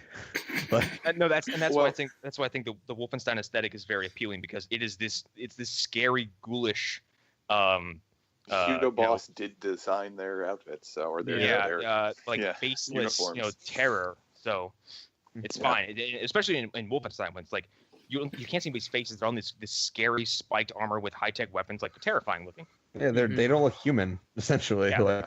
Which is exactly what you should do to Nazis on screen. Is you should dehumanize. Yeah. Right. Yeah. Because they're not human beings. Because they're subhuman pieces of garbage, right? Yeah. Yes, exactly. Fuck them all. Unsubscribe. Yeah. Actually, wait. As I said before, subscribe and then kill yourself. With your last bit of dying strength, hit that subscribe button. Yeah. And then murder yourself. I hope your death comes by a porcupine crawling slowly up your rectum. And then I hope a gay couple has sex on your body. Okay. That's okay. I don't know about that, but No, I do. I think that'd be great. that's a little weird, but okay. His final breath, he's just like, "Mein Leben," and then just dies. But back to the serious matter of Stein. Yeah. I mean, Erik, I want to know. It wasn't like shot. Yeah. It was shot, life support, Multiple deaths. condition. Well, Arlen, what were you going to ask? I want to know how because here's the thing. Me, Connor, and Hunter, we have like a connection to this character that goes back multiple seasons, and it sounds like it affected you. Yeah, like It totally did, and that was the thing that surprised me. Like when he first got shot, I'm like, fuck, and then like you knew he wasn't going to make it. Like it legitimately made me tear up. Like that is the strength of his character in the show. Like I've really enjoyed Stein a lot in the few episodes I've seen him in, and it worked really, really well. And that's partially why I thought this entire crossover was firing on all cylinders. This has reverberations that go back to Flash season 1 because he is one of the original victims of the particle accelerator. Mm-hmm. Him and Ronnie Raymond were basically, they were fused by the particle accelerator. And Martin oversaw Caitlin Snow's wedding. Yeah. He married them.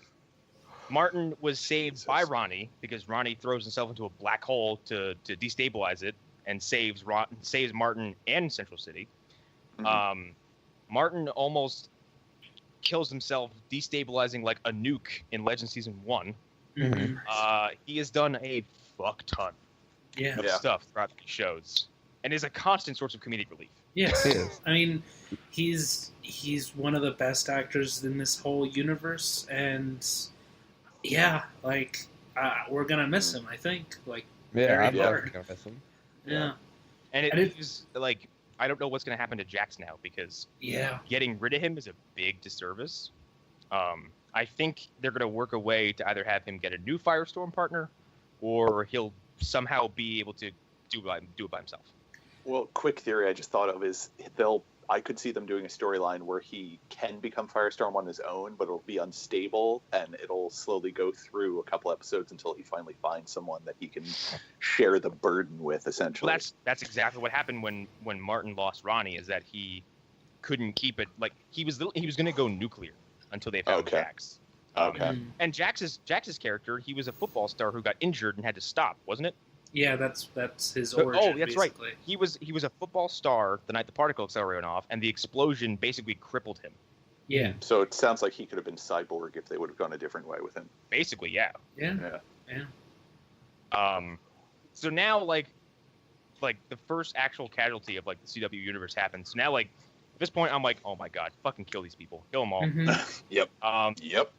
And this is basically the Agent Coulson moment of the Avengers, but somehow far worse. Yeah, it's more emotional, like because we spent so much time with this character. That was only like cameos and small jokes and stuff, but like Martin was a character. Like that, and that's not. Jack says to him, he's like, "Dude, you were my dad." Yeah. That moment is And like we said, we expected Martin's character had a happy ending, all planned out for him. Literally right there, he's like, we'll do this, and then I'll go home, and I'll be with my family. Nope, taken away. Yeah. And then, go ahead. Jax having to go home and tell them was, like, the fucking worst. Well, it goes to show the strength of, A, his character, and B, the writing, like I said before. Like, that this could have been handled really, really poorly, but they did Yeah. a phenomenal job of like Yeah. making it actually feel as bad as it was. A DC Mhm. property being handled poorly? Really? We've never heard of that. That would Yeah. never Guys, happen. guys, there's no such thing as a good DC movie. They don't exist. No? Yeah. Remember? Nope. They've all been They've bad. all been bad. Every They've one all of them. been Wes Craven's Swamp Thing level. They've That's all been.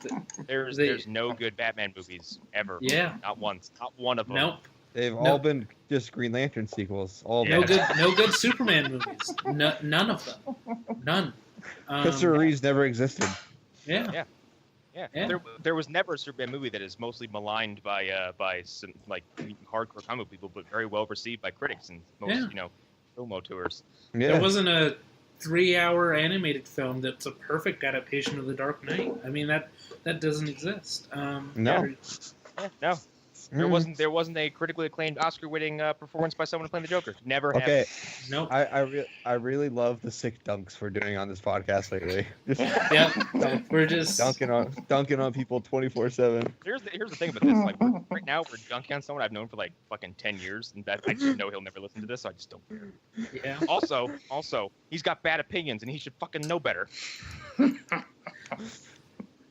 I didn't know that you've known this person for a very long time. That changes things. yeah, but I haven't seen them in 5 years, so it kind of changes. Oh, okay. Yeah, it's okay though. It's okay though. The Green Yeah. Lantern is still the best movie of all time. Yeah, it's the best. But let's get to the moment where they kill Metallo in the best way possible. Yes. God. Yes. Doesn't he get Yes. beat on by every meta available? Yep. Oh, that The fight scene canary was so cry. good. It's, It's the fucking house party protocol. it's like the scene in Ultron where they're all like beating him with the rays or whatever, but times Yeah. like 2. And it's I love it. I love I would it say so because much. isn't Nate the one that shows up to the pipeline? He's like, "Hey guys," Yeah. and here this is where the rest of the legends show up, and like is like Mhm. we haven't seen hair one of them because they Nope. basically said like, "Hey, where's the Word Rider in the Stone Age?" Like it's not here. They're Right. not here. Yeah. They're unavailable. Yeah. Boom, they're here. It shows up right in time And to then- save everybody. The Earth X is like, "Fuck this, full on invasion." Yeah. The Welland they send- Rider, which They is send the Welland Rider. which I guess fuck. And then like the climax of this is just like is all over the fucking place. Awesome. Yeah. Yeah, Like Reverse Flash shows up. He's like, "All right, Barry, you and me, let's do this." And they have a killer speedster brawl in broad daylight, mhm, across all of Central City, and it's yeah, rad. it's so Well, good. Really, really cool. I think I was more impressed with the fight scene between them, while there's also all the fights with the other metas going on. Like it Yes, slows that's down happening between too. each of their shots. Oh my god, no, the slow down shots of like one because like their fights, this is the first fight they've had that has been relatively competitive. hmm Mhm. Because in Flash season 1, like every encounter, let's just get this. There's no sugarcoating it. Ebar Thawne kicks Barry's ass No, he throughout season 1. He Mhm. bamboozles him every single time.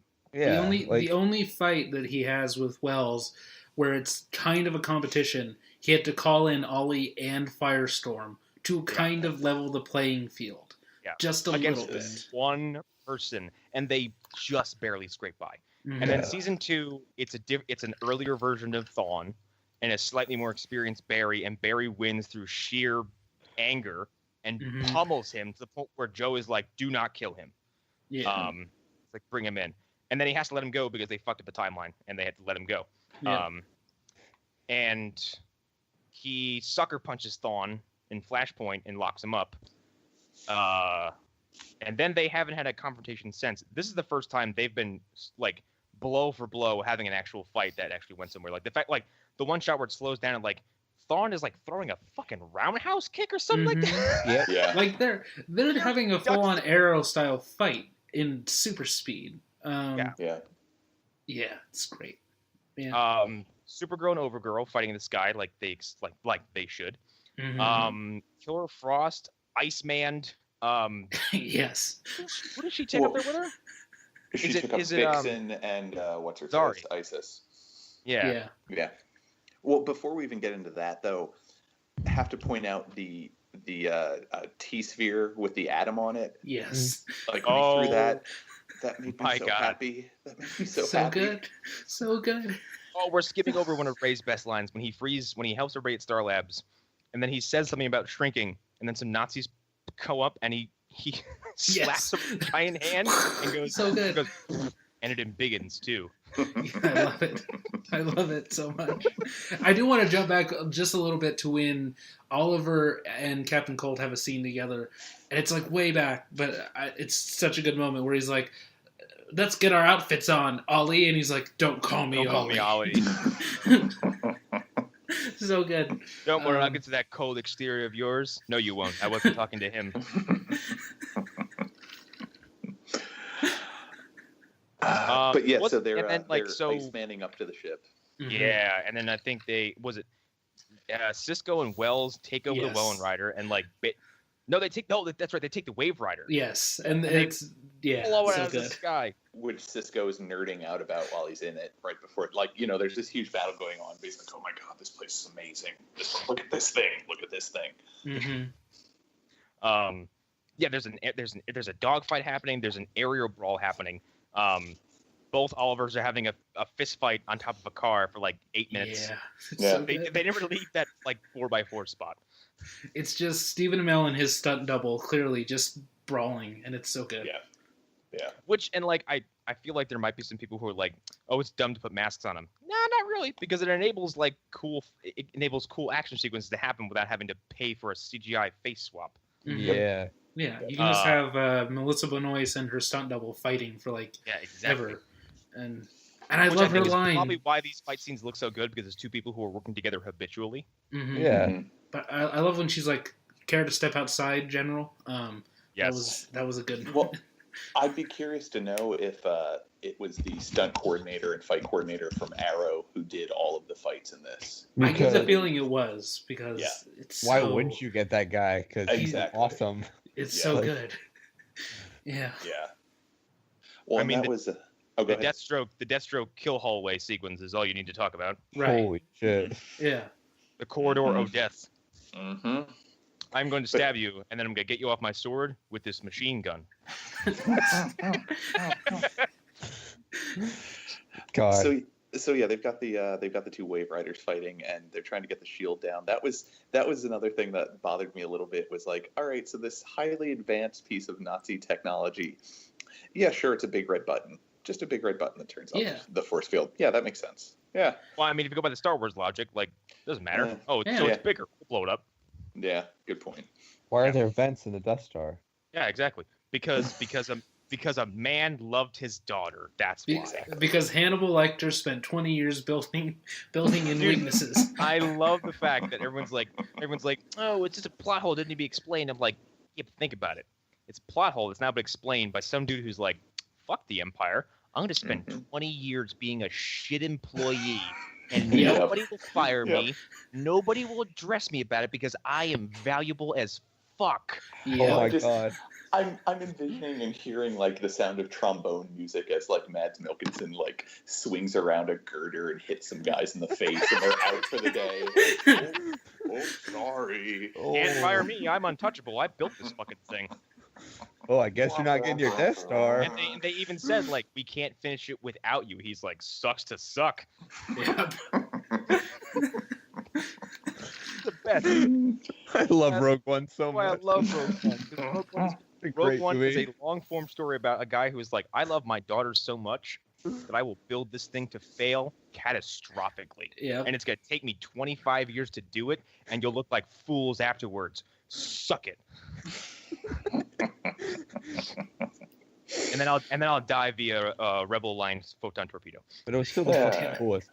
Also, if you're a space Nazi, double fuck you. Yep. Space Nazis, even more fucks. The Fucks Empire you. the Empire is basically space Nazis. They are space Yeah. Nazis. It's Yeah. total subjugation of the universe, dude. Except Janine Gavankar, or yeah, I think that's her name. That dude. Yeah, Yeah. she's because things Um, happen. We all know the plot of Battlefield 2, even though we haven't or Battlefront. Yeah. So Barry, I need to bring this up because I think it's going to have lasting effects, because something happened last week on Flash where we are showing the origin of the Thinker. Mm-hmm. And in a not so throwaway sequence that was very, very deliberate and specific, it's during the particle accelerator show off, and Harrison Wells looks over and says, Clifford DeVoe, Yeah. big fan.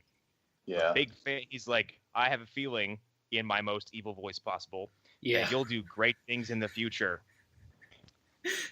It was so good. Yeah. It And was then one we villain fanboying over another villain. Yes, but it's that, and then we get to, there was a line in the crossover somewhere where Eobard says to Barry, he says, after all the times you've killed me, I only have to kill you once. Barry has not killed Eobard once so far.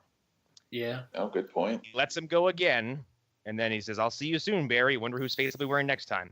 I'm not so much worried about the face thing, but I have a feeling that very soon Eobard Thawne is going to attempt to kill Iris, and Barry is going to snap his neck.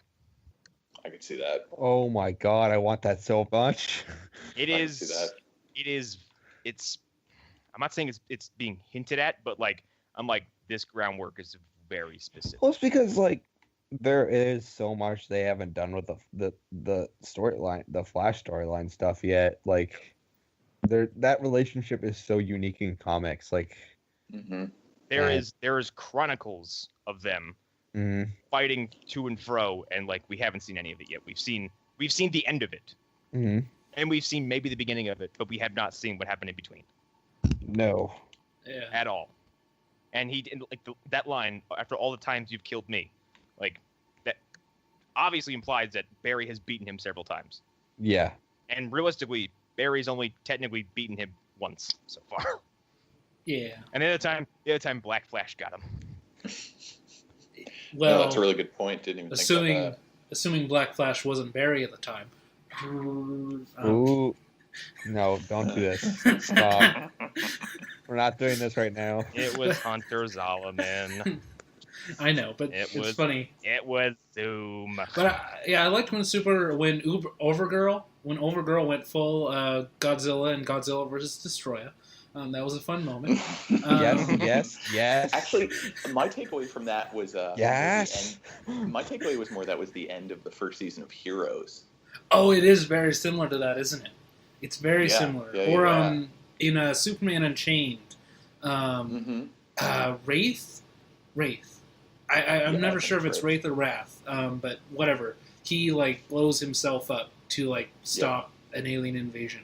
Yeah. So yeah, very similar to that. But I was throwing the Godzilla in there just for Hunter, just because I knew he'd feel me. Yes. Destroyah. Yeah.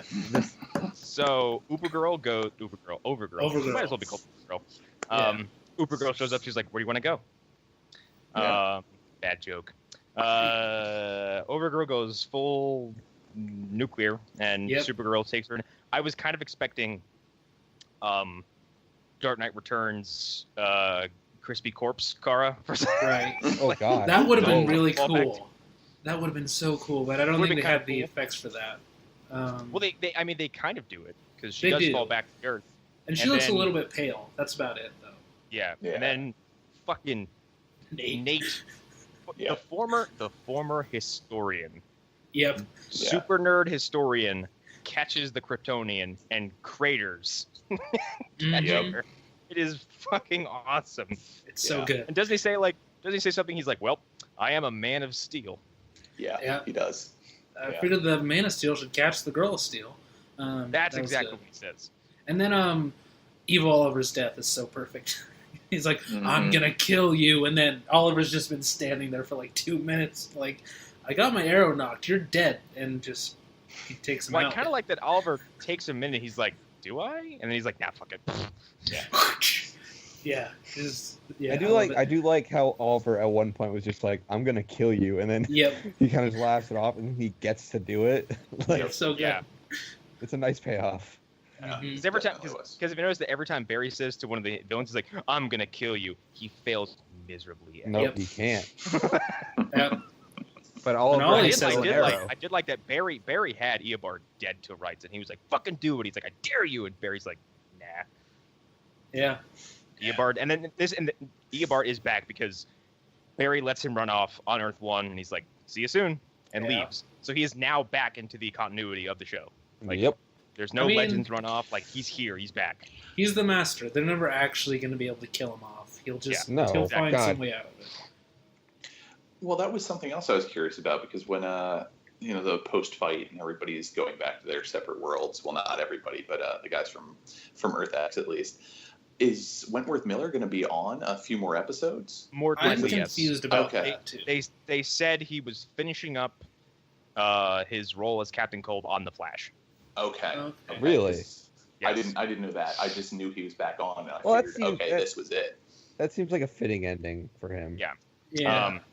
And in the whole wrap up thing, like, he got another moment with Mick Rory, and Mick Rory again showing his. First of all, I love the fact that in one episode he can be seen reading Mary Shelley's Frankenstein.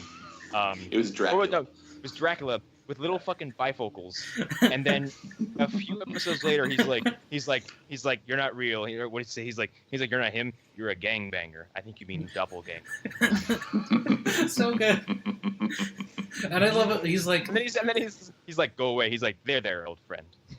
He's like, how did the other me die? Or he's like, oh, it was so sad. He died saving those officers.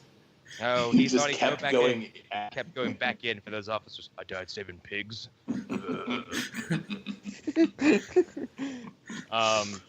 Everybody kind of got the little happy ending. Kara gets over Mon-El. Alex kind of comes to terms with the fact that she's like me and what was it Maggie? I can't remember. Yeah, I think so. Yeah, maybe. She kind of like her tryst with Sarah kind of let her get over it. Yeah, kind of. And which Sarah's I'm glad. Sarah's kind of like, hey, cool, bro, good for you. Yeah, she's like, I'm glad that my experience with Nisa helped. So yeah, that was good. Well, and Mick's comment to Sarah as they're walking off, like, you hit that. It was so good. And she just slaps him on the back of the head. So good, so good. And the camaraderie is so fucking real between all these people. Yeah. Can we talk about the rapidly aging baby?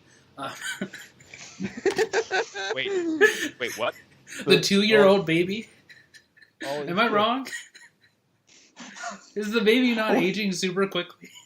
No, it is aging pretty quickly. Wait, what did I miss? Okay, so during the funeral scene, we see baby Ronnie. And baby Ronnie, oh, that's right. He's at least 6 months old. Yeah. So old. He's... I like how the common thread between these shows is like they just don't know how to handle children at all. They don't know how to How old's Oliver's son? I don't know, 11, 5. Who cares? Doesn't matter. Well, doesn't matter. Make him do kid stuff. If it's under 18, it doesn't matter. I forgot about the funeral. Oh God. And like, I think I can't remember what Jack says to Martin's wife, but she's like, "No, your family too." She's like, "You spent all that time, like in his head, by his side, the whole time." She's like, "You were there with him at the end." She's like, "You're just as much a part of this family as anybody else." Yeah, I love that. I love all that. And I feel like Allan pointed this out once, and I might have forgotten. I didn't realize Stein is supposed to be Jewish, so that adds like an extra level of importance to this. And I completely forgot that. I do feel like he corrected me probably on that one. So I mean, Stein's Jewish and Jax is black. Like that's two people the Nazis tried to wipe off the earth specifically. Mm-hmm. Yeah. So yeah. And the gays. Yes. Yeah. The funeral is gut wrenching, and like as I said, it's not where I expected Martin's story to end. Yeah. It was definitely a hard left turn, like that he died. Like I was expecting at least for like.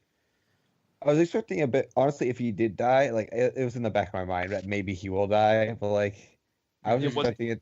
It wasn't what I expected. In the back of my mind.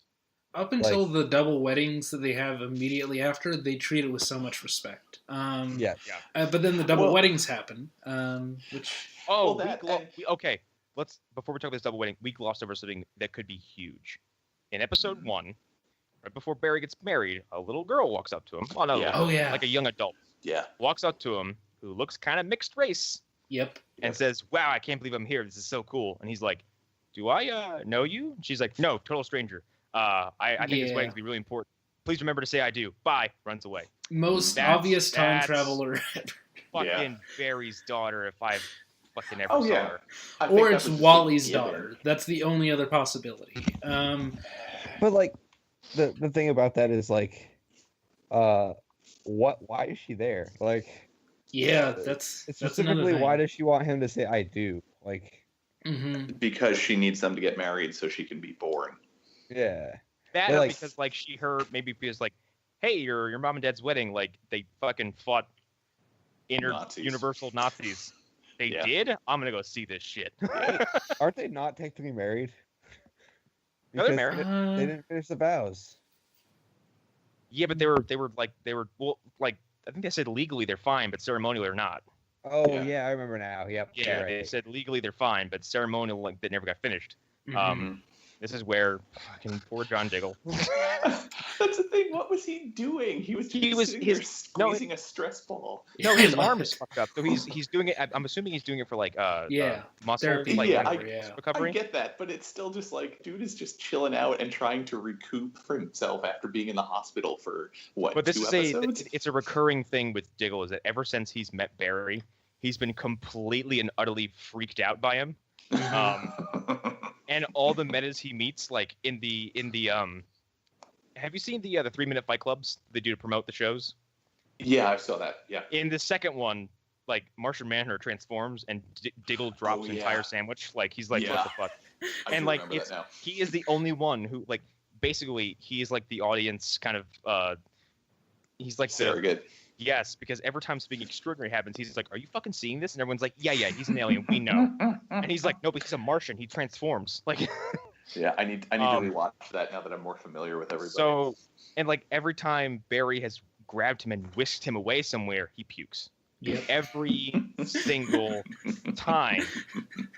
And he's like always like, "I hate when you do that." And he's like, and usually he's like, "Please warn me next time you're about to do that." And lo and behold, fucking. Barry's like, isn't John a minute? Yeah. And I watched the GIF. There's a GIF of this too.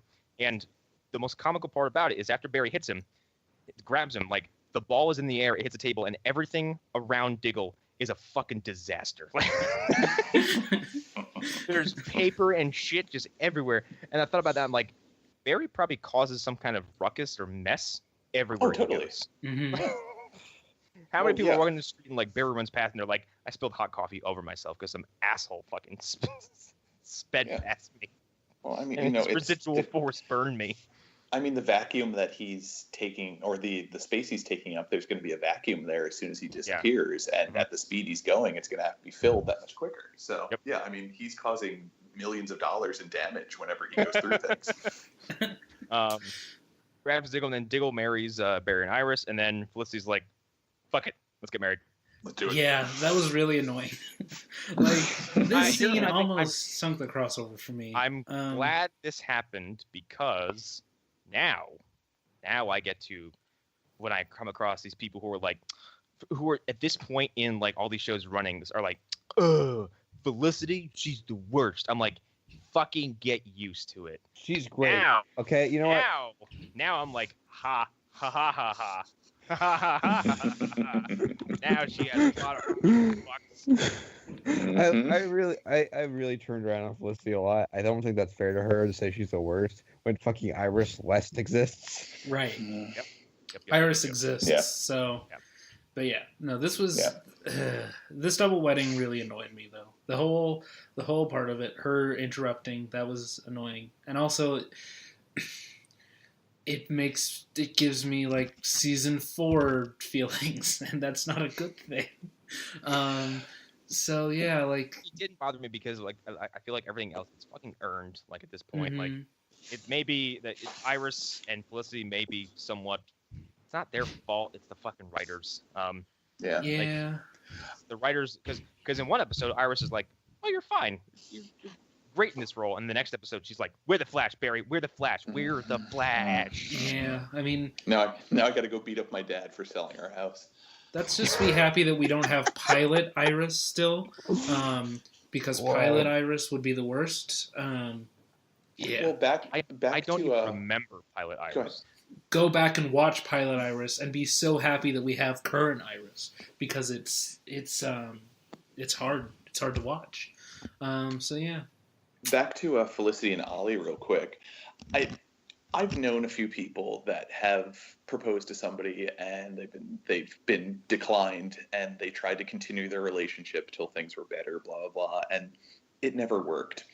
I've always kind of been of the belief, like, there's always going to be a fracture there if you say no, and especially the way she said no in the first episode. I understand it's fiction. Well, it's and a here's the TV thing, show. and I was going to get to this earlier.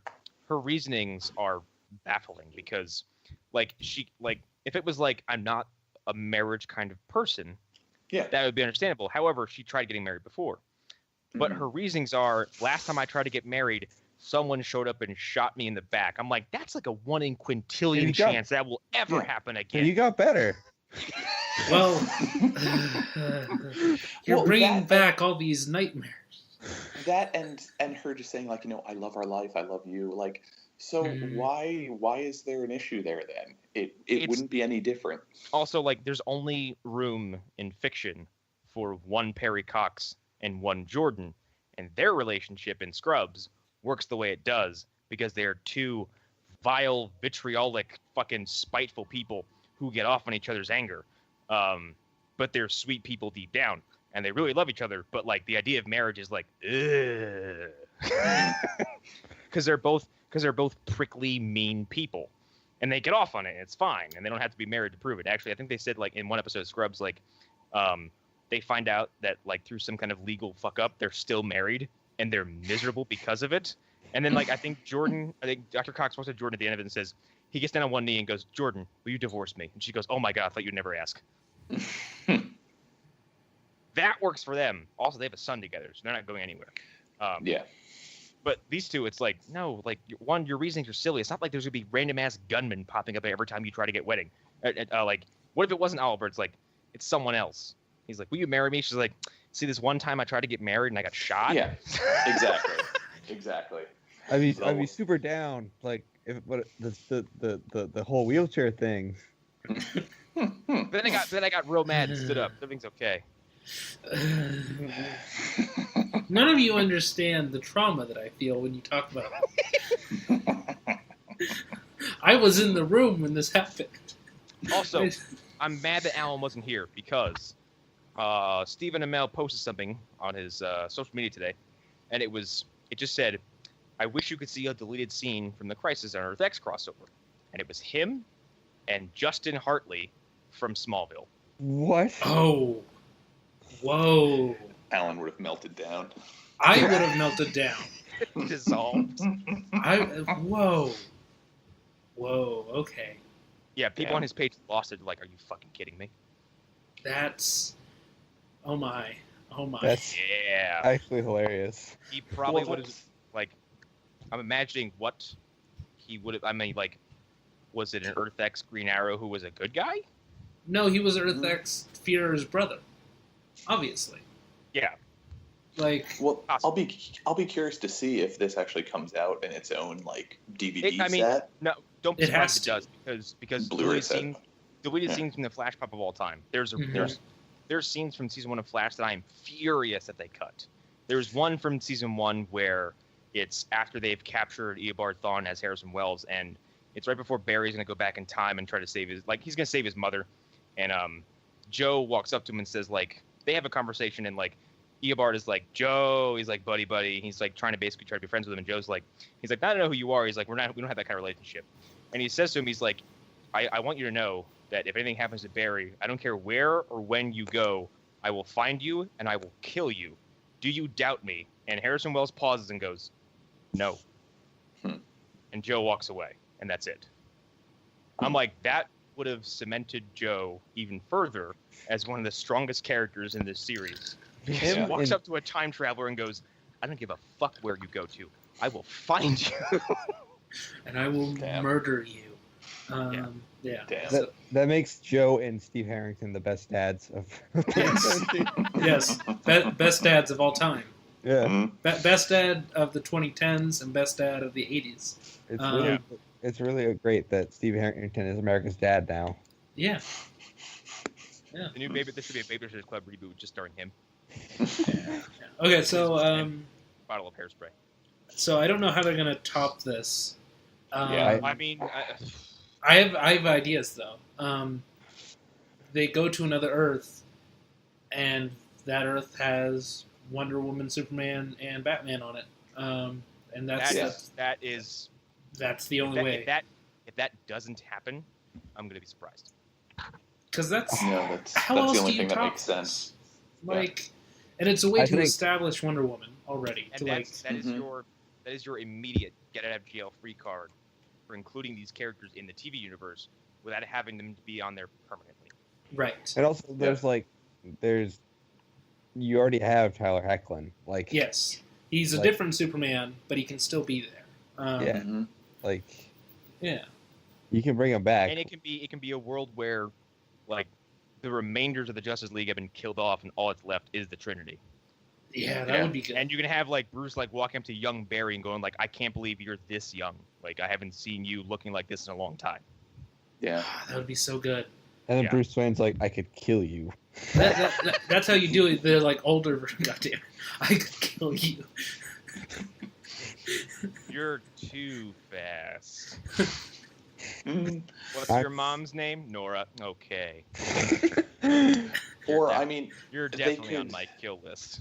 they could even do something where it's, I don't want to say like super babies, but they could do a younger version of them where like they're the very beginning of the Justice League, like where they aren't Mhm. really trusting each other completely, but they're starting to work together.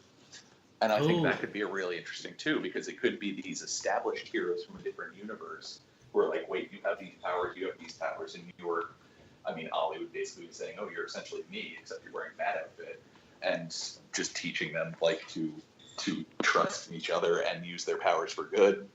Yeah, I think that would work very well. Yeah. Because that's the only thing I can think of. There are other crossover ideas that they could do. Well, like no more invasions. Like the Dominators is basically Yeah. that's it. Yeah. No more. And even like Kara, even on screen, dismissed them. right. Yeah, and there's I think this is building up towards Infinite Crisis, and I felt that for a long time. Mhm. So I think we'll get another event that is called Crisis in some way, and then at year 10 of Arrow we'll get Infinite Crisis. Fuck. I'm calling it right now, and that's how they'll introduce Earth 1 Supergirl at the end of it. That'd be And they'll no, that'd kill be a good off. idea. They'll kill off Melissa Actually, Benoist. I was That- thinking earlier, like, what if Earth 1 Supergirl is just Power Girl? Like, That's true. That's possible. yeah. But I here's the thing: they killed off Stein, Yeah. so it shows that they're willing to give us consequences in future crossovers. Yep. The chances of them not doing Superman holding dead Supergirl on the TV shows, I just don't see how they wouldn't do it. Especially now that Justice League kind of bombed. Yeah. Mhm. Like, that's becoming more and more likely. Yep. Becoming more and more likely. And didn't Well- we say if Justice League fails in any way, that I can see Warner Bros. And DC going like, all right, let's start prioritizing this TV stuff Yeah. Mhm. because we haven't colossally misstepped with this yet. And Yeah. it's like, it's clearly the better product. Like if Black Lightning comes out in a month, it's like a month actually, or like a month and a week to the day almost.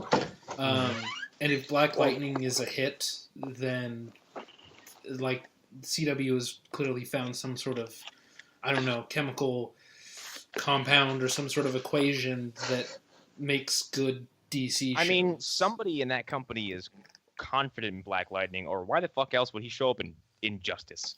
Mhm. Well, I also have a completely cynical view on why Black Lightning's coming out when it is, because Black Panther is coming out in, February?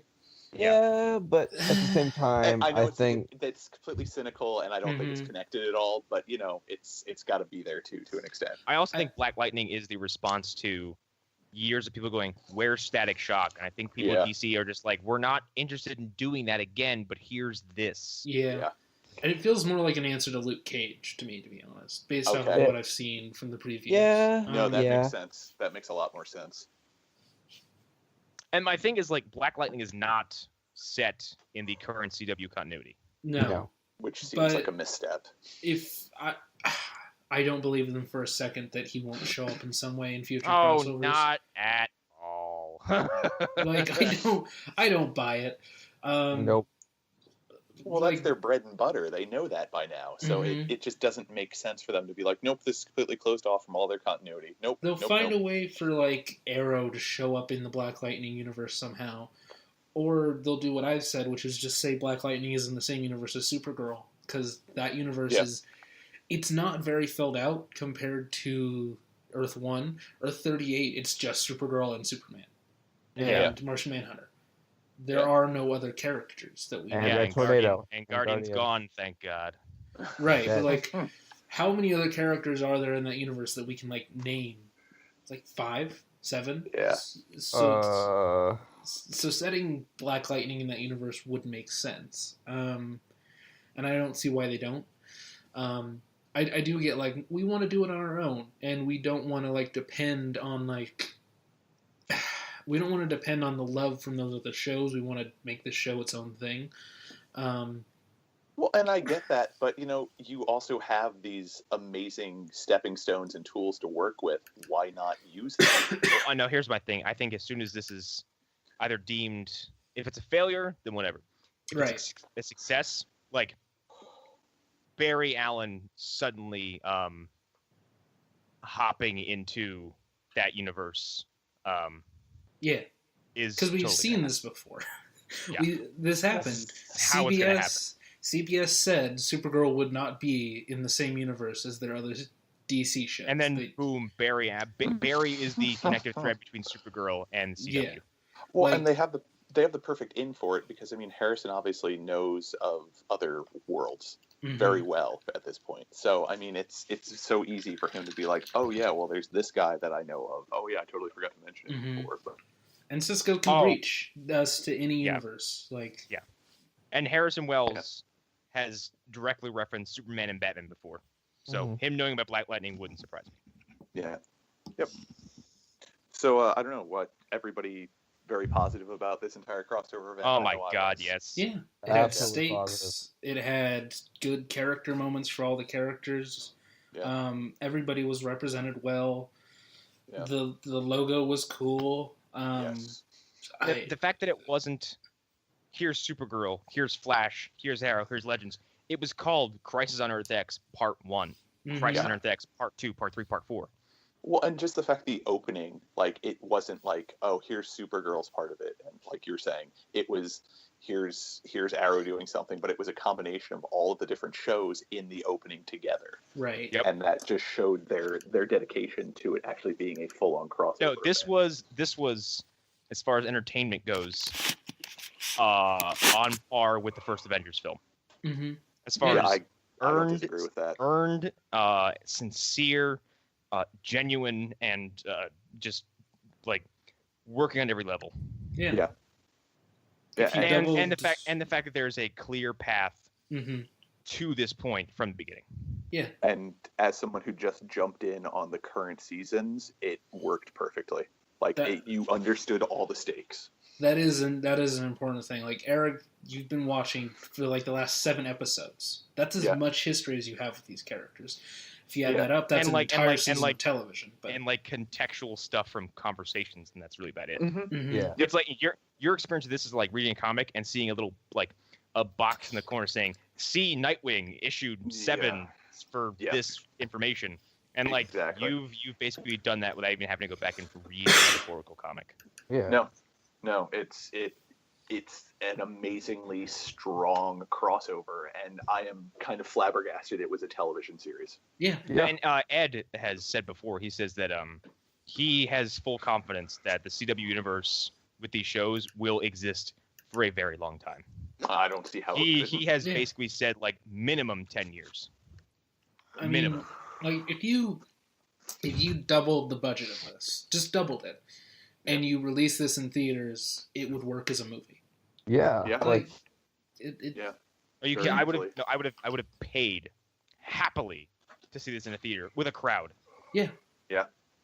Absolutely. Like Because The like only- let's look at what else has come out in theaters. Marvel's Inhumans came out in theaters. Nobody gave a shit because Fuck. nobody cared about Inhumans.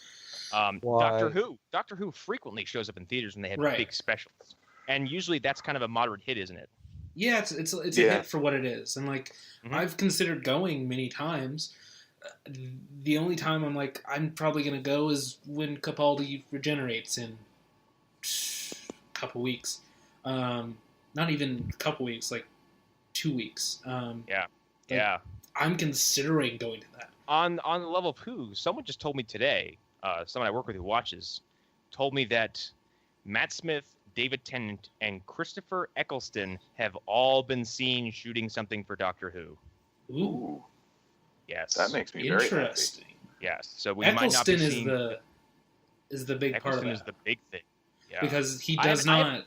Yeah, Well, wasn't his problems with Davies? his problem was Davies, but like they asked him to go to like the Doctor Who equivalent of Celebration, and he just sent a video from like the set of Thor. Like, Jesus Christ. Jesus. like, yeah, and like he said, he wouldn't come back because he was done with it.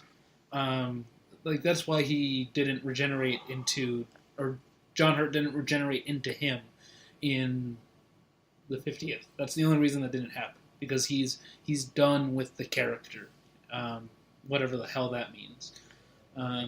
Meanwhile, Matt Smith has said he will come back anytime they want him. So Yeah. Jesus Christ. Like, I love Christopher Eccleston, but come on, man. Like, what else are you doing right now? mhm. He was that character in Thor everyone likes. Right. Malekith. that great Marvel villain that we all love, and is in I no can't believe way he was Malekith, a standard and I for a forgot. bad villain. I don't even remember what he looks like. Didn't he have like black eyes? His face was all white. And he wore a His black face, outfit. and then it got burnt because Yeah.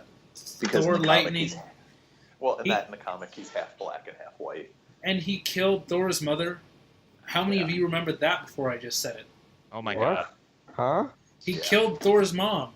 That's a Yep. thing that happened in that film. Yep. None of you remember it. Nope. That's a movie? That's Yeah. a thing that happens in the movie. Yeah, Thor's mom he's- dies.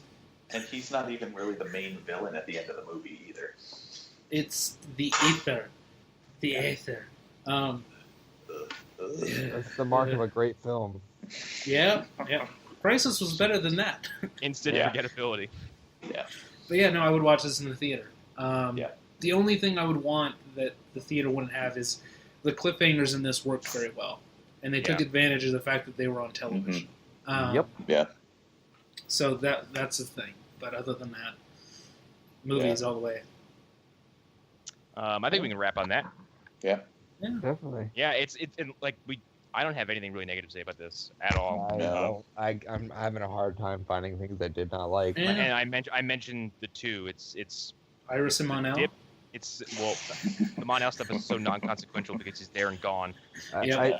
It's the misuse of Wally, and it's the Iris being terrible, and Yeah. and it's not even a complaint because it's kind of necessary, just like the breath before the episode 4 climax, Yeah. Mhm. and that's it. Like other than that, like we're not exactly immune from criticizing these shows. We dumped all over the first few episodes of Flash this season. Yep. Dumped Yeah. all over it. Especially the second one. Going into the mid-season, I'm excited for Flash again. So that's. Oh my god, that Flash has rebounded so well with a villain who is insanely intriguing. He Yeah. again, I keep saying this. He could be a movie villain. Like they could. We didn't get to talk about this at all on air. We can spend Nobody- a few minutes talking about the Thinker real fast because he's Yeah. worth discussing. Like his confrontation with Barry at the end of last week's episode, well, the last Flash episode, anyway, Yeah, the you know, last Flash episode. Yeah. is nail biting because like at this point there's no pretension. hmm Barry walks up and he's like, "You're the Thinker." He's like, "Yes, and here's how this is gonna happen." he basically says like this was worse than Savitar going like, "Oh, the fake wells, blah blah blah." Like DeVoe was like, "I have calculated every possible outcome down to your idiot buddy Harrison Wells talking to versions of himself. Yeah. This wasn't Barry in a physically, a physical threat. This is Sherlock and Moriarty. Yep. Yeah. Mhm. This is what I wanted in season 3. Yeah. Like, I remember talking about this. I remember saying, "Ooh, Dr. Alchemy could be a really interesting, like, mental villain. Like, he could, like, outsmart Barry." And I was so wrong. And then he's as- disposed of. Yeah. And then you realize, The thinker is someone whose mind works as quick as Barry is fast. Mm-hmm. And that's what makes it interesting, because it's somebody who can outmaneuver him in every way. The plot description of the next episode is the Thinker traps the Flash in a Flash-proof trap. Okay, I'm in. Yeah. Yeah. So Yeah, because now it's we're on 8 episodes of like mainline Flash. Mm-hmm. Like, this is usually when they are if you go by season 1, episode 9 is when they revealed that Harrison Wells was the Reverse Flash. Yeah. I think it's right before the Christmas break is usually when they do some kind of bombshell. Yeah. I think season 2 was like, I think it wasn't that you found out that Zoom was Jay Garrick. I think it was Jay Garrick getting killed by Zoom, wasn't it? I don't remember. Weren't those hand in hand? No, He kills Harry... fake Jay and then takes off his mask. Does Harry... No. Oh, that's right. The Christmas break was Harry agreeing to help Zoom. That's right. And then Zoom kicks Barry's ass. Yes. And drags him all over the city. Yeah. And I believe the winter break for season 3 was the confrontation with Savitar and seeing the future where Iris dies. Yeah, that's when that happened. You're correct. Yeah. He travels forward in time too far. Yeah. And traps Savitar in the Speed Force. Oh. Yeah. And keeps on seeing Savitar visions. Ugh. You feel how I was feeling when you were talking about Arrow season 4? Oh, you feeling how I was feeling? I'm just like, I'm reeling because like suddenly my brain went to, this is calcified Speed Force. I'm like, you're a fucking liar. That's not what that is. That hasn't been what that's this entire season. You just now decided that's what that is. Fuck you.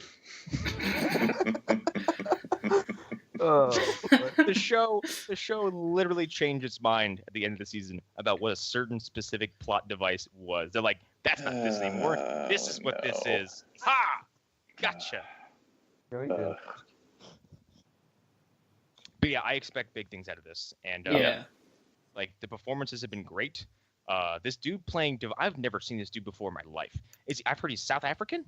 Yes. I wouldn't be surprised. His accent's very specific, and the way he speaks is very, I want to use the word pointy, and that's not usually how you describe someone how they speak, but his enunciations are very specific, and the way he moves his hands when he speaks, the way he moves his head, down to the way he he pronounces certain words is very unique. Yeah. The thing I noticed in this last episode of Flash was like he's like if Christopher Lambert was a good actor. God damn it. Shots fired. Damn. Like when the way he says like I'll be thinking of you, like just fucking that slight head bob and kind of a slight half smile. And I like the fact that when Barry and Joe and Harry go to his house, and you're like, what the fuck is this dude in a wheelchair? For some reason, I was thinking like, is time travel involved in this? And they're like, no, he has a compartment that he goes down into, and then the top half of his head gets pulled off. Yeah. So sci-fi, like this fucking Mobius chair thing inserts itself into his brain. And the explanation on why he did all this, and he's got the ridiculous degenerative disease because of doing the experiment to turn him into what he is, and how if he's out of the chair for long amounts of time, it starts to accelerate it even more so. Yeah, I love it. I love the stuff with his wife. His wife is a really interesting character, and I'm interested to see how that will play in the rest of the season. And I like the fact that his origin is like, I think, what did he say? He says that He says, I was made the same day that you were made. Yeah. The particles that were like, this dude was like, his cognitive abilities go well before he became a thinker, because he was like, he expected and predicted Harrison Wells to be okay with an explosion, not just okay with it, but ready for it. Mm-hmm. And he was like, he's gonna let this thing explode. This is the chance we need to do this very specific thing that we've been working on. Because what do they need? They need a dark matter, right? Yep. Yeah. They need like, dark matter to trigger it. And they were like, no, this dude is going to let this thing basically destabilize and cause an explosion. And he's like, if we're here in the middle of it, this will work. And like him seeing the effects of the Speed Force, like when it the fucking rain reversing direction and him doing this on the roof of the building, everything about that was awesome. Yeah. Mm-hmm. And then obviously we talked about the Harrison Wells. Clifford DeVoe. Yeah, that was good. Big fan. Yeah. Well, on a quick side note though, I'm really curious to see how Legends is going to handle Stein not being on. That is the big thing. Yeah. Yeah, and I think that's going to be either the strength or the weakness of the season going forward. True, and of this sort of mid-season finale, like how they handle it, and if they just decide to not worry about it and just like go off on an adventure and not acknowledge what happened, or if they like the team is like still feeling what went on. I mean, we see a great scene with Brandon Routh and him looking at this old Western photo, and that's like, if more stuff like that continues, or it's just like, oh, we're back to happy, fun Legends, and I'm interested to see what they do with that. I still like the idea of Jax and Baby Ronnie combining to make the Firestorm. Baby Firestorm. A little baby just flying around. The Firestorm Matrix, for some reason, decides that Baby Ronnie is the superior physical body. So it's this tiny little infant with a Firestorm Matrix on its chest. Yes. So good. Yes. Well, I mean, he's a rapidly growing baby, as we found out from this episode. Here's what we'll do. The other half of Firestorm, William. God damn. I mean, he's of age, maybe. Maybe. Yeah, we're unsure. That kid could be 21. He could be 8 years old. We don't even know. They'll know whether he's worthy by giving him a quadratic equation. And Exactly. They walk up to him like, how old are you? 10 years old. They hand him the Firestorm Matrix. He was like, oh, this is how it works. They go, what the fuck? What the Someone looks at Ollie, and Ollie's just like fucking shaking his head and just throwing his arms in the air like, I don't even know, dude. Like, the kid didn't even know who Green Arrow was when I was out. So, dude, he got dropped in my lap. I have no clue where he came from. Okay, it's not my genes. God damn it! That's all his mother, who I haven't seen in a long time. Okay. Anyway, I think we should definitely wrap. It's been over 2 hours. Yeah. But it was fucking 4 hour crossover, so it was worth getting into. So. I think we all kind of knew this was going to be a longer one. Yes, indeed. And while I was upset that Al wasn't here to talk about the Hartley thing, I'm now slightly happy because now Allan can't come in and be like, but what about this thing that happened today that we should now talk about? Well, we did the news yesterday. We don't need to. Nothing's broken in the last 24 hours or whatever. So I think Not that I know of anyway. Yeah. Not that I want to talk about it anyway. We get off and they've announced like the DC universe is restarting or whatever. All of us get back on, like just fucking. We're like, we all went to bed and something happened. While we were sleeping, one of us got their shit together. I can come in every half hour when I'm at work. It's the no sleep version of Phantom Zone. Like one of us dropping bombshells. They announced a Flashpoint movie. The Dark Knight Returns movie. Oh boy. And then they announced an Identity Crisis movie. We're getting punchy. All right, we need to wrap. Yeah. All right, I'm good without doing many plugs because it's been going on too long, and I don't really give a shit. If you listen to the show regularly, you know where to find us. Yeah, Right, exactly. Yeah. I'm Connor McGraw. I'm Arlen Harrow. I'm Hunter Davenport. I'm Erik Fedorchuk. And join us in the Phantom Zone group. Listen to the show. Subscribe, like, do all the things. Keep an eye for Movie Dumpster. Bye, everybody. Bye. Fuck Twitter. Fuck. Leonard, start. Stop everything. Yeah.